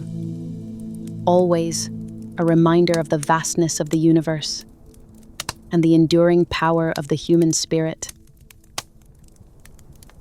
You are standing now in the sterile white chamber of a Prothean dig site. The air is cool and dry, recycled, of course. It smells faintly of disinfectant and something indefinably ancient. The archaeologists around you, spectral figures in their protective suits, move with a quiet reverence. This isn't just an excavation, it's a pilgrimage. The Protheans, they were gone before humanity even crawled out of the primordial soup, yet their legacy permeates everything. Their technology, their architecture, their warnings. It's a humbling thought, to be standing on the shoulders of a civilization that witnessed millennia pass. These dig sites are scattered across the galaxy, each one a treasure trove of information, fragmented echoes of a culture you can only begin to imagine.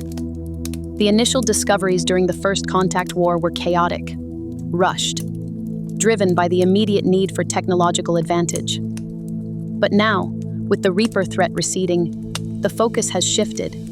It's less about what they had, and more about who they were. The initial findings were predictable. Advanced alloys, energy weapons far surpassing anything humanity had developed. Data caches filled with schematics for interstellar travel. The blueprints for faster-than-light technology were essentially handed to us on a silver platter. A terrible gift, perhaps. The fire crackles softly in the corner of the chamber, a contained warmth against the chill. It's a stark contrast to the feeling of vastness surrounding you, the weight of millennia pressing down. It's the more subtle discoveries that have proved most intriguing. The artwork, the music, the meticulously crafted devices that seem to serve no practical purpose. One site on the planet Vale Prime yielded a series of crystalline structures that, when activated, produced sounds remarkably similar to whale song. What purpose could that have served? The Protheans were, it seems, a culture obsessed with legacy. They built monuments not just to commemorate events, but to teach. They embedded knowledge into the very fabric of their structures, expecting future races to stumble upon them and unlock their secrets. A cosmic breadcrumb trail, if you will. The murals found in the Sleshy dig site on Tuchanka are breathtaking. They depict scenes of Prothean life festivals, religious ceremonies, scientific breakthroughs. But look closer. There's a subtle undercurrent of melancholy, a sense of loss. The colors are muted now, faded by time and the ravages of the elements. Yet, you can still discern the skill of the artists, the painstaking detail with which they rendered every leaf, every ripple of water, every expression on the faces of their subjects. It's a testament to their dedication and their artistry. Outside, the wind whispers through ancient trees, a gentle susurrus that seems to carry the echoes of forgotten voices. Then there are the personal effects, small trinkets, children's toys, musical instruments. These are the reminders that beneath the veneer of technological advancement and philosophical musings, the Protheans were just people, with families, with hopes, with fears. One archaeologist, Dr. Ilara Vance, uncovered a small, intricately carved wooden bird at a dig site on the planet Cygnus Prime. It was clearly a toy, lovingly crafted, its wings delicate and its eyes wide with a naive joy. The discovery, she confessed, brought her to tears. The bird now resides in a secure display case at the Citadel archives, a poignant symbol of what was lost, a reminder that even the greatest civilizations are ultimately fragile. The data caches hold the grand narratives, the histories, the scientific treatises. But it's these smaller, more intimate discoveries that truly bring the Protheans to life. They humanize them. They make their loss feel more profound. One recurring motif has emerged from the dig sites, a deep fascination with aquatic life. Statues of cephalopods are common. Murals depict underwater cities. Data fragments speak of complex symbiotic relationships with various marine species. Did the Protheans have a connection to the ocean that we don't yet understand? Rain taps gently against the window, a soft rhythm that mirrors the gentle pulse of the data streams flowing around you. The language itself presents a challenge. The Prothean script isn't entirely deciphered. It's a tapestry of symbols and sonic resonance, a language that seems to communicate on multiple levels. The translation process is painstaking, relying on complex algorithms and the occasional stroke of linguistic luck. Even the architecture offers clues to their mindset. The dig sites are often built into natural formations, canyons, cliff faces. The Protheans clearly sought to integrate their structures into the environment, to live in harmony with nature. A stark contrast to humanity's tendency to dominate and control. They built massive structures dedicated to studying the stars. Obelisks aligned to celestial events. Observatories equipped with technology far beyond our current understanding. They were, undeniably, a people consumed by the quest for knowledge. But knowledge, as you know, can be a double-edged sword. The Protheans understood that better than anyone. Their warnings about the Reapers, encoded within their data caches, were clear and unequivocal. Yet, they failed to prevent their own destruction. Perhaps they underestimated the scale of the threat. Perhaps they were simply too late. Or perhaps there was something about the Reapers that they didn't understand. A vulnerability, an exploit. The Prothean dig sites are more than just archaeological sites. They are libraries, testaments, warnings. They are a reminder of the cyclical nature of history, of the rise and fall of civilizations, of the enduring power of hope and despair. The weight of that knowledge settles upon you, a quiet burden. It's a sobering thought to consider that your own species may one day become a footnote in the galactic record, another civilization lost to time. Somewhere in the distance, a bell tolls, its resonant tones echoing through the chamber. A mournful sound, a reminder of the fragility of existence. You can almost hear them, the echoes of the Protheans whispering across the millennia. They're not accusatory, they're not judgmental, they're simply observing, hoping, praying that you learn from their mistakes, that you avoid their fate. You feel the chill deepen as you descend further into the dig site. It's not just the natural coolness of the rock, but something older.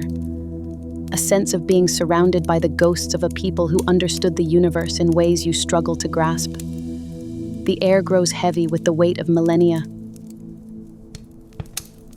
The excavators have done remarkable work. They've painstakingly cleared away centuries of sediment and rubble. Fragments of Prothean technology litter the floor, shimmering shards of an unknown alloy, intricate carvings on what were once panels, and conduits that hum with a faint residual energy. You pick up a small crystalline fragment. It fits perfectly in your palm, cool and smooth. For a moment, you imagine it pulsing with the same light it did when it was new. It's astonishing to think that these people predated humanity by tens of thousands of years. They were masters of interstellar travel, genetic engineering, and weapons technology far beyond anything you can currently conceive. And then they vanished, simply ceased to be. Their disappearance is the central mystery that fuels these digs. It is the puzzle that the Citadel Council, and indeed the entire galaxy, desperately wants to solve. The data logs recovered from Prothean ruins offer tantalizing glimpses into their society. You study a holographic projection, painstakingly reconstructed from fragmented data. It depicts a bustling city, tall spires reaching for a sky that seems brighter than the one you know. The inhabitants are different, taller, more slender, with elongated skulls and eyes that possess an unsettling intensity. They appear to be engaged in complex rituals, scientific experiments, and what seem to be artistic pursuits. The fire crackles softly in the corner, a counterpoint to the cool stillness of the Prothean technology surrounding you. One recurring theme within the logs is their obsession with something they called the Keepers. These beings are described in hushed, fearful tones. They appear to have been a force of immense power, capable of manipulating entire star systems. The Protheans seem to have been actively studying them, attempting to understand their nature and perhaps harness their power. The implication is terrifying. Were the Keepers benevolent guides, or were they something far more sinister? The chief researcher approaches. She's an Asari, her skin shimmering with an intricate network of faint markings. "We've found something extraordinary," she says, her voice barely above a whisper. "A hidden chamber. It seems to have been deliberately sealed." You follow her through a narrow passageway, the air growing colder and more oppressive. The passage leads to a large, circular chamber. The walls are lined with intricate carvings depicting scenes of cosmic proportions, nebulas swirling, galaxies colliding, and the Keepers themselves appearing as monolithic, inscrutable figures. Outside, the wind whispers through ancient trees, a gentle reminder of the world beyond this subterranean tomb. In the center of the chamber stands a single pedestal. Upon it rests a device unlike anything you've seen before. It's made of a dark, obsidian-like material and pulsates with a faint, rhythmic light. The research team are hesitant, but the lure of discovery is too strong to resist. You sense, with a deep, instinctive certainty, that this chamber holds the key to understanding the Protheans' fate.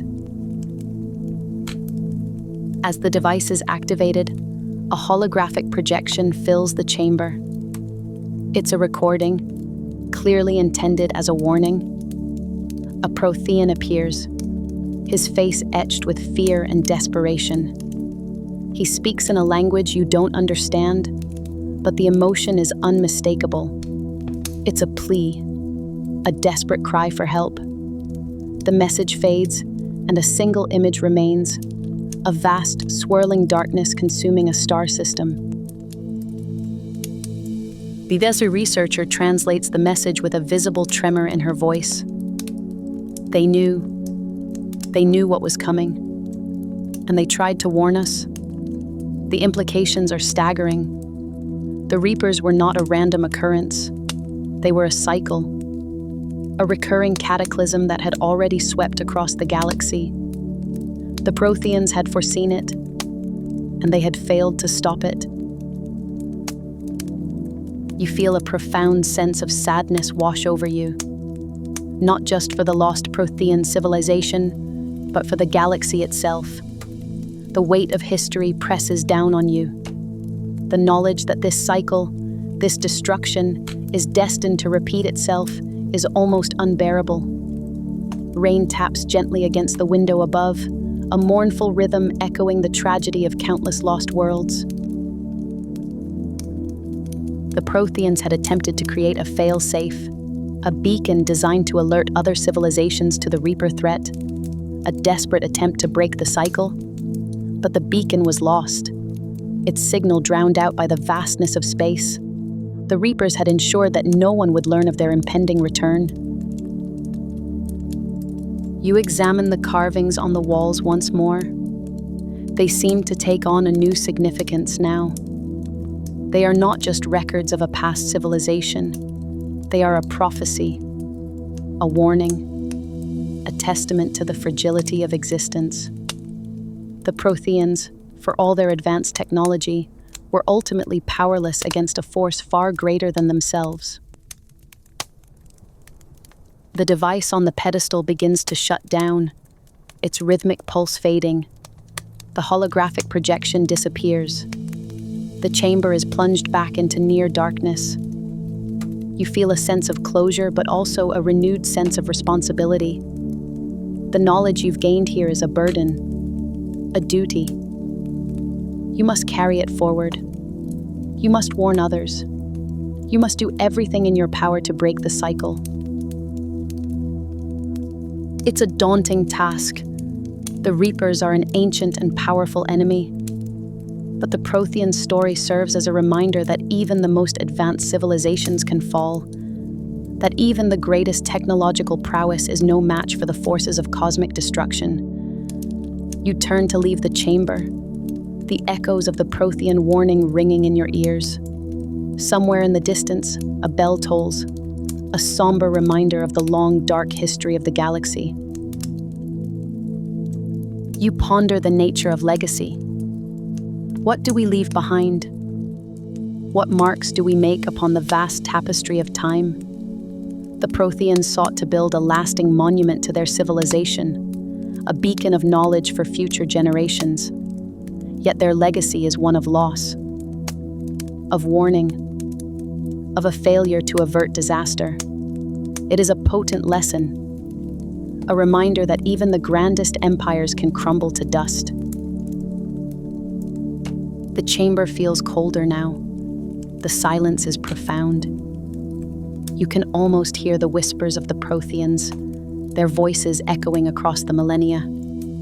They are not accusing, not blaming, simply recounting their story. A story of ambition, innovation, and ultimately defeat. It is a sobering thought, a humbling realization. The fire crackles softly, offering a fleeting warmth against the encroaching chill. You pause for a moment, taking a deep breath and stepping back into the darkness of the dig site. The dig sites themselves are scattered across the galaxy, a constellation of archaeological whispers. You are standing now on one such site designated PS942, a small, unremarkable moon orbiting a gas giant in the Horsehead Nebula. It isn't particularly scenic, just rock and dust, and the persistent hum of atmospheric processors maintaining a breathable environment for the research team. The air smells faintly of ozone and recycled oxygen. It's a sterile smell, utterly lacking the richness of a natural world. But beneath that, you catch something else. A trace, a phantom scent of something old, something organic that hasn't existed here for millennia. These Prothean sites aren't grand monuments. They're more like scars, geological anomalies that reveal glimpses of an advanced culture buried beneath layers of time and cosmic debris. Most are little more than crumbling structures, half submerged in ice or buried under mountains of sediment. You see a team of archaeologists meticulously brushing away dust from a section of wall. Their movements are slow, deliberate, almost reverential. Each grain of sand feels like a stolen secret. They are using sonic brushes, advanced tools that vibrate at frequencies designed to dislodge debris without damaging the fragile Prothean alloys. It is a painstaking process. A single find, a small ceramic fragment, or a tarnished inscription can take weeks to unearth. Years sometimes. The Protheans left few written records, and those that remain are often fragmented and encoded in a language that even the most brilliant xenolinguists struggle to decipher. The frustration is palpable.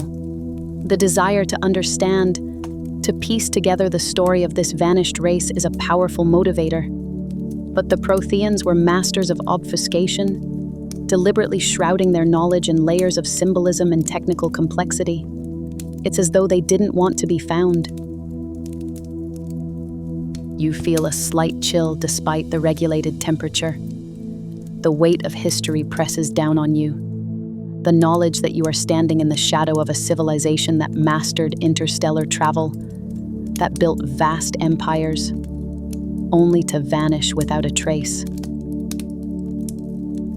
One of the archaeologists, a young woman with tired eyes and a dusting of red dust on her cheeks, looks up and smiles briefly. She gestures to a section of the wall where a complex pattern of glyphs has been revealed. It appears to be some form of cartography, she says quietly, her voice muffled by her environmental suit. Possibly a star chart. The glyphs are intricate swirling patterns that defy easy interpretation. They resemble nothing so much as a complex clockwork mechanism, a miniature universe contained within a single panel. They are remarkably preserved, considering their age. The Protheans clearly anticipated the ravages of time and implemented some form of preservative technology. The rain outside the dome patters gently on the reinforced glass. It's artificial rain, of course, a necessity for maintaining the delicate ecosystem within the dig site's biosphere.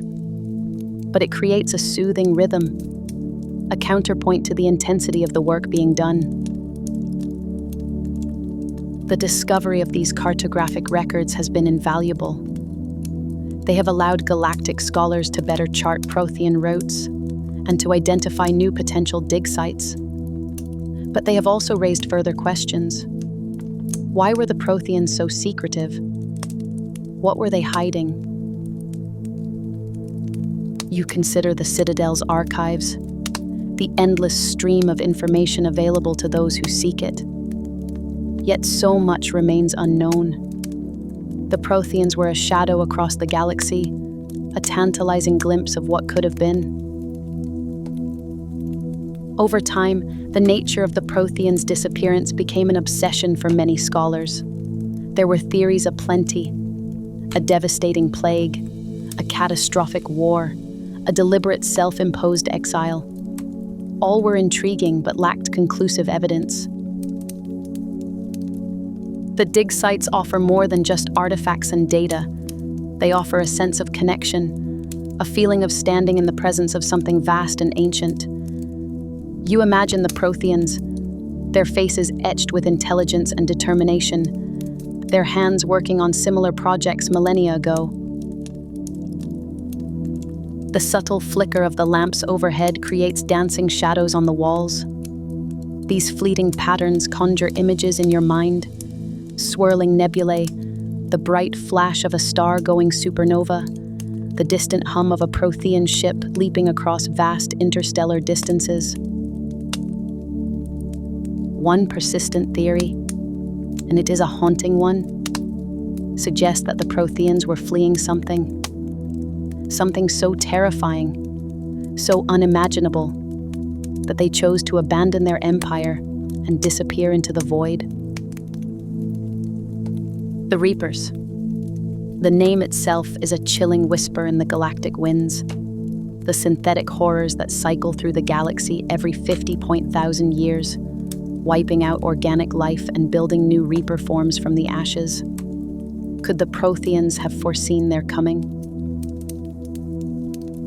Did they leave behind these dig sites not as a testament to their greatness, but as a warning? A desperate message in a bottle tossed into the cosmic ocean? A plea to those who would follow: beware, something terrible is coming. The thought is unsettling.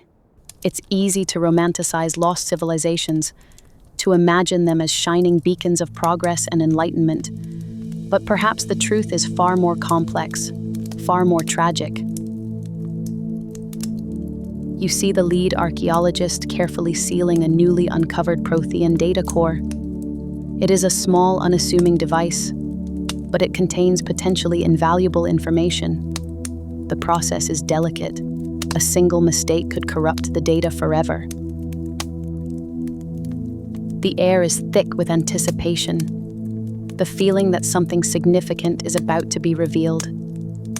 The weight of history hangs heavy in the silence, a silence broken only by the hum of machinery and the quiet murmur of scientific discourse. The wind sighs gently through the artificial vents in the dome. It's a manufactured breeze, designed to mimic the feeling of open air. But it evokes a sense of melancholy, a reminder of the vastness of space and the fragility of existence. And as you stand there, amidst the dust and the echoes of a lost civilization, you can't help but wonder what secrets still lie buried beneath the surface, waiting to be discovered. What truths will be revealed, and what horrors might they contain? The data core is secured, The team moves on to the next section of the dig site. The work continues. The search for answers goes on. A quiet determination fills the space between you. The long reach of history resonates in the very rocks beneath your feet.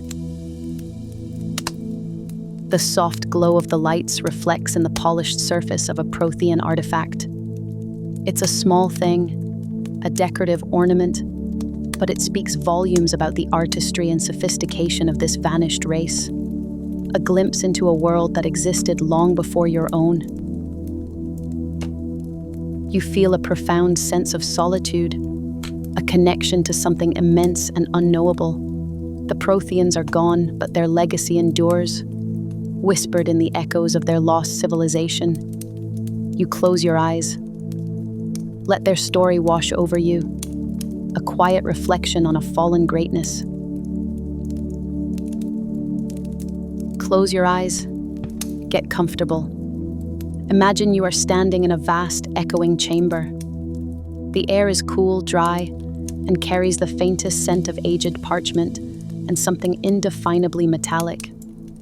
You are deep within the Citadel archives, a repository of knowledge accumulated across millennia, across 1,000 worlds.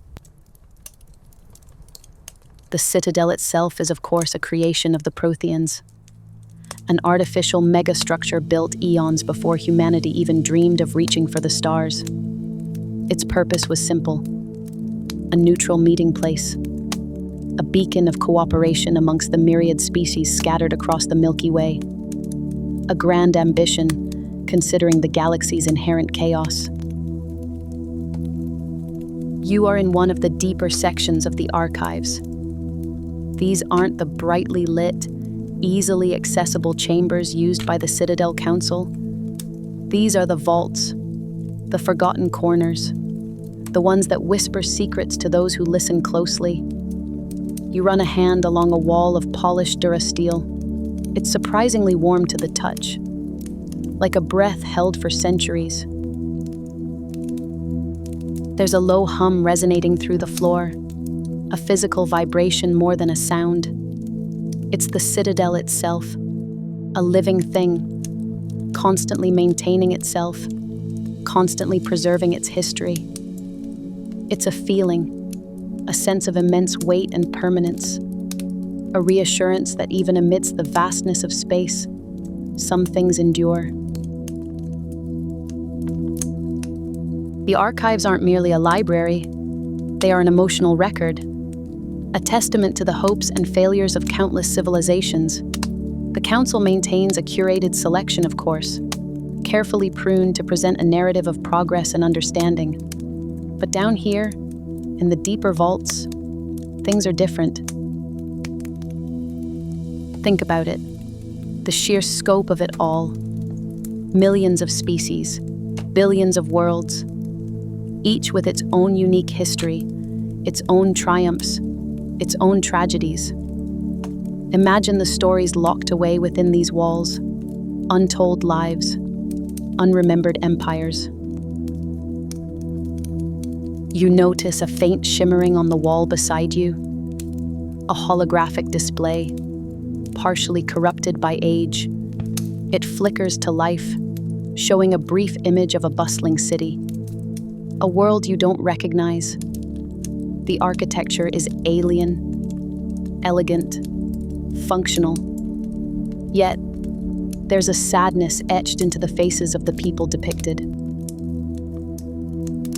The fall of civilizations is a recurring theme in galactic history. Like empires of dust, they rise and fall. The Protheans themselves vanished without a trace, a mystery that continues to haunt the galaxy. Their disappearance has given rise to countless theories. From self-destruction to external invasion, the truth remains elusive. Rain taps gently against an unseen window, somewhere in the vastness of the Citadel. It's a comforting sound, despite its unfamiliarity. Perhaps that's the key to understanding the archives. They aren't just about remembering what happened, they are about understanding why. Why civilizations rise, why they fall, and what lessons can be learned from their fates. To see these echoes across time provides a comfort. You're not the first species to ponder the questions of the universe. You wander further into the depths. The air grows thicker. The scent of aged parchment intensifies. You pass rows upon rows of data crystals, each containing a fragment of a forgotten world. A single life, a single decision that changed everything. It's a humbling experience, really, to realize how insignificant we are in the grand scheme of things, and yet, paradoxically, how significant our choices can be. Each act of kindness, each moment of understanding, each attempt to build a better future, they all ripple outwards, echoing through the vastness of time. You come across a series of fragmented recordings, portraits of individuals from various species, diplomats, scientists, artists, warriors. Their faces are etched with a mixture of hope and weariness. They speak of peace, of cooperation, of the challenges of bridging the vast cultural divides that separate the galaxy's inhabitants. It's a poignant reminder of the ever-present struggle for understanding. The concept of cultural understanding is something we can relate to, even here, light years from the worlds these people came from. Imagine trying to bridge the gap between, say, a medieval knight and a 21st century programmer. The differences in worldview, in technology, in everything would be staggering. Yet both are seeking to achieve something, to create order, to leave a mark on the world. The fire crackles softly in a distant chamber.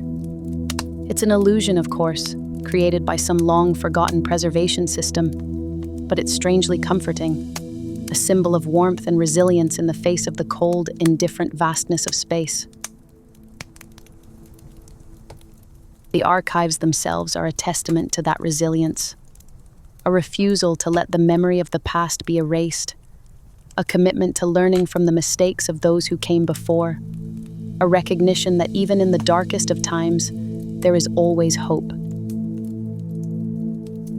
You see a projection of an ancient Krogerian philosopher, his voice translated into a standardized galactic common tongue. He speaks of the cyclical nature of existence, of how civilizations inevitably rise and fall. But he also speaks of the enduring power of hope, of the human, or rather species, need to strive for something better. It's strangely comforting. Consider the Krogerians, a species known for their fierce independence and warrior culture. Yet even they recognized the importance of understanding and cooperation. Even they understood that no single species can thrive in isolation. A lesson that humanity, in its youthful exploration of the galaxy, struggles to fully grasp. You feel a sudden shift in the atmosphere, a slight change in the hum of the Citadel, a sense of awareness, as if the archives themselves are acknowledging your presence. It's a subtle feeling, easily dismissed, but it's there, nonetheless, a reminder that you are not alone in this place. Perhaps that's the most valuable lesson to be learned from the archives. Not just the facts and figures, not just the dates and names, but the understanding that we are all connected, that our fates are intertwined, that the echoes of the past resonate within us all. The humidity increases slightly. The smell of aged parchment becomes almost overwhelming. You notice tiny glowing spores drifting through the air, illuminated by the holographic displays. They resemble dust motes, dancing in the light. They are, in fact, nanites, a form of automated preservation technology. The archives are more than just a repository of information. They are a living ecosystem, a self-sustaining entity that has been carefully cultivated over millennia. a testament to the ingenuity and foresight of the Protheans, and a poignant reminder of the fragility of knowledge, of the constant need to preserve and protect what we value most. Imagine the sheer dedication it took to construct and maintain this place. Generations of archivists, engineers, scientists, all working tirelessly to safeguard the accumulated knowledge of the galaxy. Their names are lost to time, their contributions largely forgotten, yet their legacy lives on within these walls. Somewhere in the distance, a bell tolls, a slow, deliberate chime. It's an alarm, a reminder that even in the deepest vaults, vigilance is required, that the forces of chaos are ever present, seeking to unravel the fabric of order. You find yourself drawn to a particular data crystal. It radiates a faint warmth. As you approach, a series of images floods your mind. A thriving agricultural world, a vibrant culture, a peaceful society, and then a cataclysm, a planetary disaster that wiped out all life. The images are fragmented, painful, yet they leave a lasting impression. It's a stark reminder of the precariousness of existence, of how easily a thriving civilization can be reduced to ashes. And yet, even in the face of such devastation, there is beauty, there is resilience, there is hope. The soft glow of the data crystal illuminates your face. You feel a sense of profound sadness, but also a sense of gratitude. Gratitude for the opportunity to witness this history. Gratitude for the knowledge that even in the darkest of times, there is always something worth preserving. You notice the air becoming lighter, a subtle shift in the atmospheric pressure. It's a sign that you are nearing the exit, that your time within the archives is drawing to a close. You take one last look around, imprinting the scene onto your memory. The wind whispers through ancient structures, a gentle sigh across the vastness of the Citadel. It carries with it the scent of dust and forgotten dreams. The holographic displays fade. The hum of the Citadel grows quieter. The sense of awareness diminishes. You feel a sense of release, a sense of peace. You are ready to return to the world above. You walk towards the exit. The lights grow brighter. The sounds of the Citadel become clearer. You step out into a bustling corridor. A wave of noise and activity washes over you. It's a jarring contrast to the quiet stillness of the archives. But the echoes of the archives remain with you, a reminder of the vastness of the galaxy, of the fragility of life, and of the enduring power of hope. You carry those lessons with you as you continue your journey. Rain continues to tap gently against unseen windows. It's a familiar rhythm, a soothing cadence, a promise of peace. As you leave the archives, a single data crystal falls from a forgotten ledge. It shatters on the floor, its contents scattered like dust motes in the light, a silent reminder that even the most carefully preserved memories can be lost, that nothing lasts forever. But perhaps that's not a cause for sadness. Perhaps it's a cause for celebration, a reminder that life is fleeting, that every moment is precious, that we should cherish every experience, every connection, every memory. Imagine you're back in your room. The soft light of the moon filters through the window.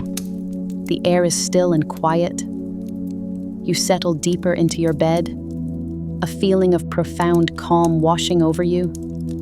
The images of the archives fade into the background, leaving behind a sense of peaceful contemplation. The galaxy stretches out beyond your window, vast and unknowable. Rest now. Let the echoes of 1,000 worlds drift you gently towards sleep. The weight of the galaxy is lifted. You are safe. You are secure. Allow yourself to simply be. Sleep well. May your dreams be filled with starlight and ancient wonders. The galaxy watches over you. You are standing within a vault, not of stone and iron, but of shimmering energy, a node within the Citadel's vast archive network. The air hums with latent power, a low thrum that resonates deep within your bones. It is a cold hum, a detached hum, the sound of millennia of data swirling around you. The scent is almost metallic, like ozone after a lightning strike. This isn't just storage, it's a living record. A digital palimpsest where the echoes of countless civilizations are layered upon one another. The Protheans, of course, were the architects of this system, but the Citadel itself has been a repository of knowledge for far longer than their influence stretched. Even before the Protheans, before the Turians and Solarians, before the Krogan and Asari, there were others. Whispers remain, fragments of histories lost to time. You're looking at a terminal, one of countless interfaces that grant access to the archive's vastness. The display shimmers with glyphs you can't quite decipher. Alien script scrolling across the surface like shimmering water. It requires a neural interface to fully comprehend, a direct link to the archive's processing core. You feel a faint tug on your mind as you approach, a subtle invitation. The Citadel's role isn't merely as a neutral meeting place. It is the guarantor of galactic peace, or at least the guarantor of a precarious balance. The archives are the reason. They contain the lessons learned, the mistakes repeated, the patterns that tend towards conflict. They are the ultimate tool for diplomacy, for understanding, or they should be. There are cautionary tales, of course. Civilizations that reached for the stars only to consume themselves in war. Empires that collapsed under the weight of their own ambition. The archives hold their blueprints, their strategies, their failures. It's a morbid library, filled with the ghosts of what could have been. You hear the faint crackle of static in the air, a residual echo of a long-dead broadcast.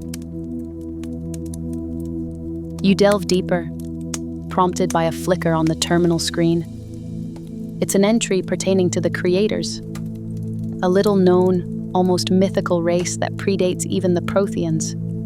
Their existence is debated among scholars, a fringe theory dismissed by most. Yet their presence is undeniably encoded within the archive's oldest files. The air grows cooler, the hum intensifies. The creators appear to have been architects of entire galaxies, not merely of stars and planets, but of the fundamental laws that governed them. They manipulated reality itself, sculpting the cosmos according to a design that is almost incomprehensible. It is unsettling. It implies a level of power that dwarfs anything the other races have achieved. The fire crackles softly in the corner, a comforting contrast to the sterile chill of the archive. The Protheans discovered the creators' work long ago, inheriting fragments of their knowledge. They attempted to understand it, to emulate it. This ambition, some believe, was their downfall. They sought to transcend their mortal limitations, to achieve a form of immortality.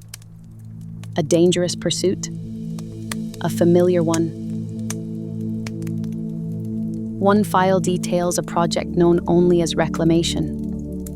It appears the creators didn't simply create, they reclaimed, taking existing civilizations, altering them, weaving them into their grand design. The implications are staggering. Entire species may be the unwitting products of a cosmic experiment. It is a disturbing thought. The wind whispers through ancient trees somewhere outside, a mournful sigh. The data is fragmented, corrupted by the passage of time. Much remains obscure, tantalizingly out of reach. But a recurring symbol emerges from the noise. A spiral, a double helix, a representation of something organic, something woven into the fabric of reality itself. You trace the spiral with your finger across the terminal screen. It feels strangely familiar, as if you've seen it before, perhaps in a dream, or in a forgotten memory. The faint tug on your mind intensifies, pulling you deeper into the archive's labyrinthine depths. Somewhere in the distance, a bell tolls, a resonant chime. Another file surfaces.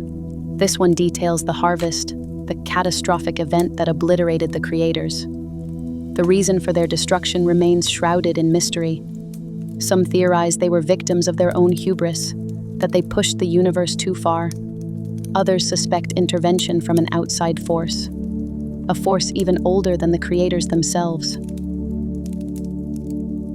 The implication is unsettling. The universe is a place of unimaginable scale, of incomprehensible power. The creators, for all their abilities, may have been mere players in a game far grander than they could comprehend. It's a humbling thought. Rain taps gently against the window, a soothing rhythm. You scroll past a series of encrypted files labeled with a single chilling word: darkness. They appear to be warnings. Cautionary notes left by the Protheans, detailing anomalies, deviations from the established order, things that should not be, things that are best left undisturbed. One entry describes a phenomenon known as the Reapers. Artificial intelligences, constructed by the Protheans as a safeguard against extinction. But these intelligences evolved, surpassed their creators. They deemed organic life a threat, a virus to be eradicated. The cycle begins anew. The Reapers operate on a cyclical pattern. Every 50,000 years, they return to the galaxy, wiping out all advanced organic life. A cosmic reset, a brutal form of culling. The archive holds the data, the records of countless extinctions, each one a tragedy, each one a lesson unlearned. The terminal begins to overload.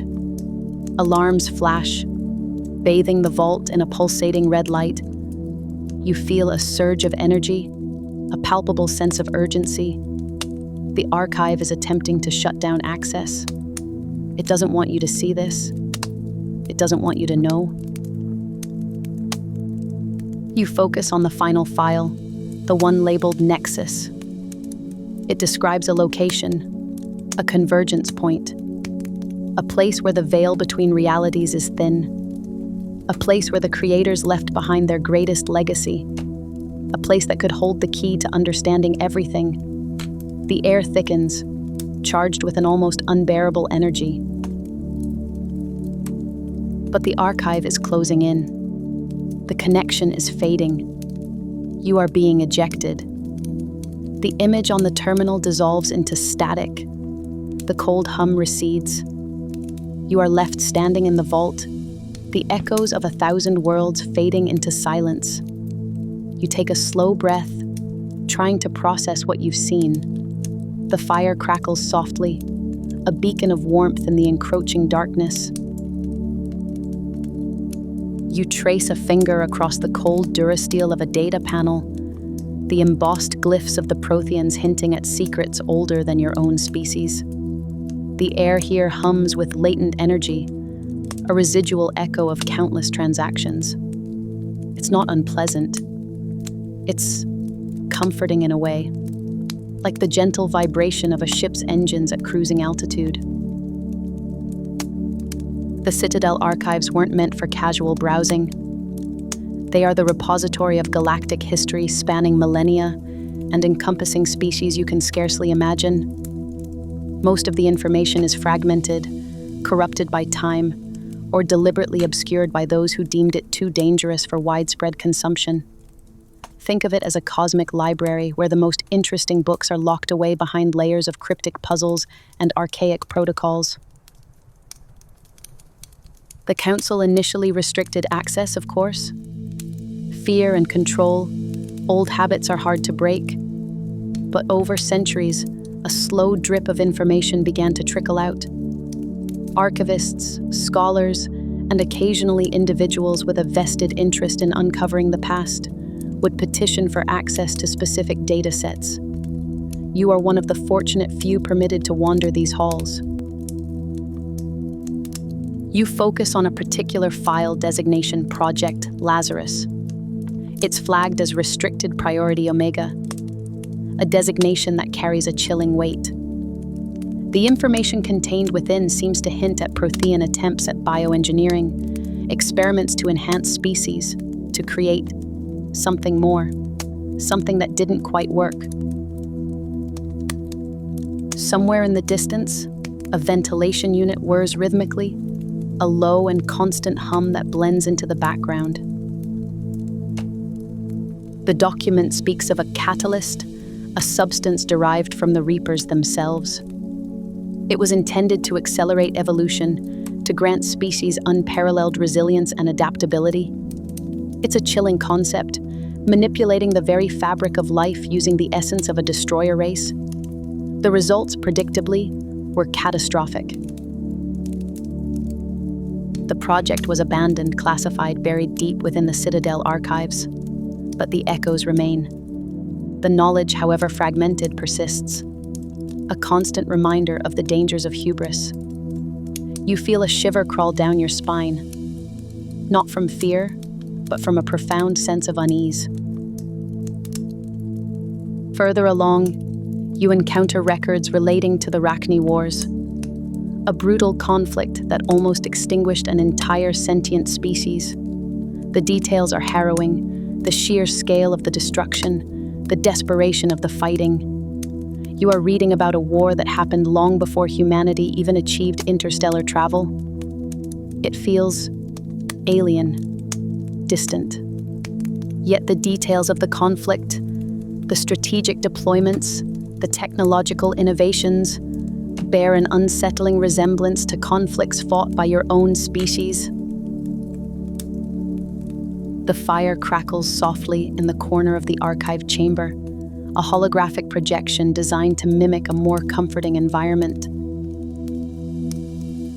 One particular data point catches your attention, a reference to the lost colony of Aru. It appears this colony vanished without a trace centuries before the First Contact War. Initial theories suggest an attack by unknown hostiles, but a subsequent analysis, pieced together from fragmentary records, suggests something far more disturbing. The analysis points to a phenomenon, a localized distortion in space-time, a ripple in reality. It's theorized that the colony was somehow displaced, transported to another point in the galaxy, or perhaps even another dimension entirely. It's a fringe theory, dismissed by most scholars, but something about it resonates with you. It feels possible. You consider the sheer immensity of the galaxy, the countless star systems, the unimaginable possibilities that lie beyond your current understanding. It's easy to dismiss these theories as fantasy, but the deeper you delve into the Citadel archives, the more you realize that reality is far stranger and far more complex than you ever imagined. Outside, the wind whispers through ancient ventilation shafts, carrying the scent of dust and forgotten memories. Another file details the discovery of the Krogan dreadnoughts, massive, bioengineered warships built by the Krogan during their initial period of galactic expansion. These vessels were far more advanced than anything the Council had anticipated, and their deployment caused widespread panic. The Council responded with a preemptive strike, a devastating orbital bombardment that crippled the Krogan military and significantly reduced their population. It's a dark chapter in galactic history, a testament to the Council's willingness to use extreme measures to maintain its authority. The decision was controversial even then, and the repercussions continue to be felt centuries later. The Krogan never truly forgave the Council for this act of aggression, and their resentment continues to fuel tensions throughout the galaxy. The archives themselves seem to shift and breathe, the holographic displays flickering subtly in the dim light. You stumble upon a record concerning the Keepers, the enigmatic insectoid beings who served as the Reaper's intermediaries. The documents paint a picture of a rigidly hierarchical society governed by a complex system of rituals and protocols. They were seemingly blind to the Reaper's true motives, utterly convinced of their benevolent intentions. It's a cautionary tale, a reminder that even the most intelligent species can be deceived, that even the most deeply ingrained beliefs can be shattered. The Keepers believed they were serving a higher purpose, preserving galactic civilization. They were wrong, horribly wrong. Rain taps gently against a distant viewport, a soothing counterpoint to the unsettling revelations contained within the archives. One final file draws your attention, a personal log entry from a Prothean scholar named Lyria.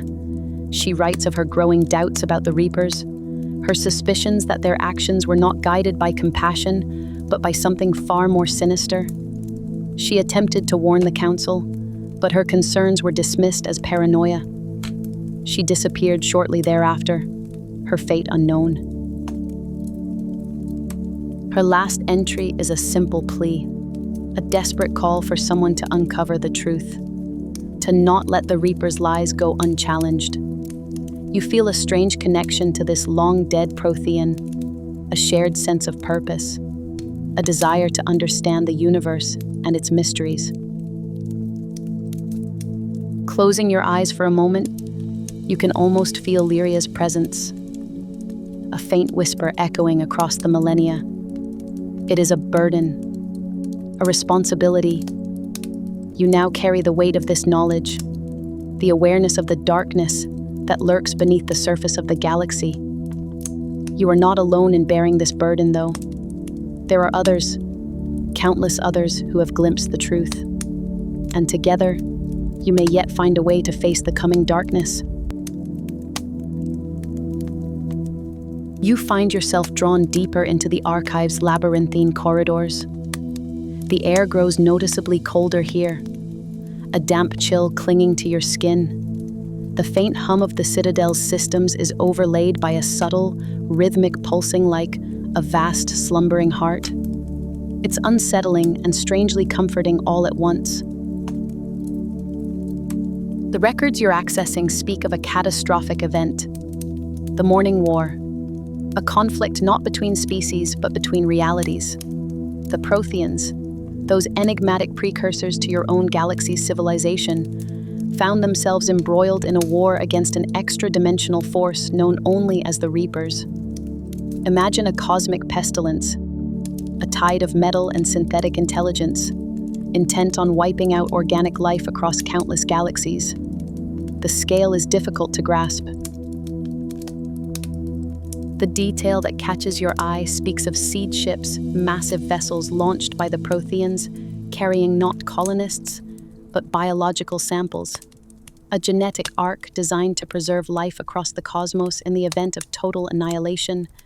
They traveled between galaxies using relay networks far older and more complex than those you currently understand, scattering the seeds of life across the void. Somewhere out there, countless worlds owe their existence to that desperate gamble.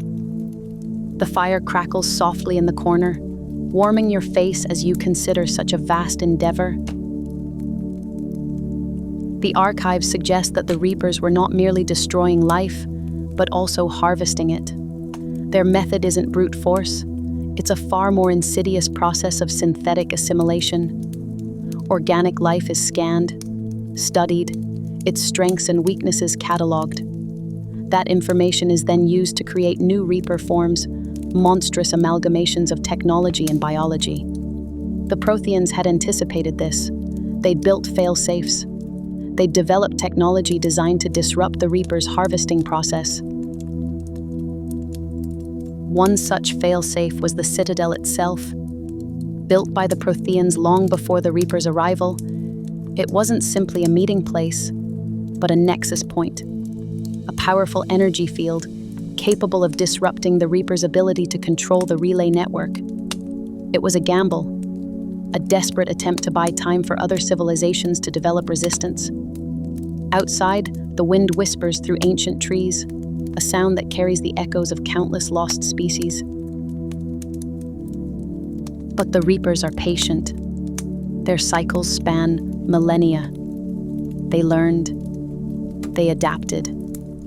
The archives reveal that the Citadel's systems were deliberately sabotaged by a Prothean faction. Individuals who believed that the Reaper's arrival was inevitable, a necessary catalyst for evolution. They argued that resisting would only prolong the suffering and ultimately be futile. A schism within the Prothean ranks, a bitter disagreement that echoes down the ages. You see entries detailing the Dark Reaper, a particularly advanced Reaper form designed to infiltrate and corrupt Prothean society. It spread misinformation. It sowed distrust. It manipulated events to weaken the Prothean defenses from within. The betrayal cuts deep. It's a stark reminder that even the most advanced civilizations are vulnerable to internal division and manipulation. Rain taps gently against the window, a melancholic rhythm accompanying your thoughts. The morning war ended not with a decisive victory, but with a devastating compromise. The Protheans, facing annihilation, activated a galactic hibernation field, a process that froze entire star systems in time, effectively pausing the conflict. It was a temporary measure, a desperate attempt to buy time. The Reapers retreated, but they would return. They always return. The Citadel archives contain fragmented recordings of the Protheans' final message, a warning to future civilizations. It's a desperate plea to understand the nature of the Reapers and to develop a means of stopping them. The recording is degraded, crackling with static and interspersed with bursts of unintelligible noise. But the emotion is palpable, the fear, the regret, the unwavering hope that someone, somewhere, would heed their warning. The records also mention the Keepers, the enigmatic beings that tend to the Reapers and control the relay network. They are more than mere servants. They are something else. Their origins remain shrouded in mystery. Some theories suggest they are a genetically engineered species, specifically designed to serve the Reapers. Others propose that they are an ancient, parasitic intelligence that predates even the Protheans. Somewhere in the distance, a bell tolls, marking the passage of time, a time that continues to unfold across the cosmos. The information becomes increasingly fragmented and difficult to decipher. You feel as though you are piecing together a shattered mosaic, each fragment offering a glimpse of a larger, more terrifying picture. The sheer weight of history presses down on you, the accumulated knowledge of countless lost civilizations. The faint pulsing from deep within the Citadel seems to intensify. There are mentions of a synthesis, a hypothetical process that could allow organic and synthetic life to merge, creating a new form of existence. The Protheans were divided on its potential. Some saw it as the key to defeating the Reapers. Others feared it would be their ultimate downfall. The concept is complex and unsettling, a blurring of the lines between life and machine. The final entries are the most poignant. They document the Protheans' attempts to conceal the archives, to hide the truth from the Reapers and from those who might misuse it. They sealed the Citadel, activated its fail-safes, and prepared for the inevitable return. Their final words are a simple plea. Remember us. Learn from our mistakes. The fire crackles softly in the corner, casting dancing shadows across the walls. You realize you've been here for hours, absorbed in the echoes of a vanished civilization. The knowledge contained within these archives is a burden, a responsibility. It's a reminder of the fragility of existence and the enduring threat that looms over the galaxy.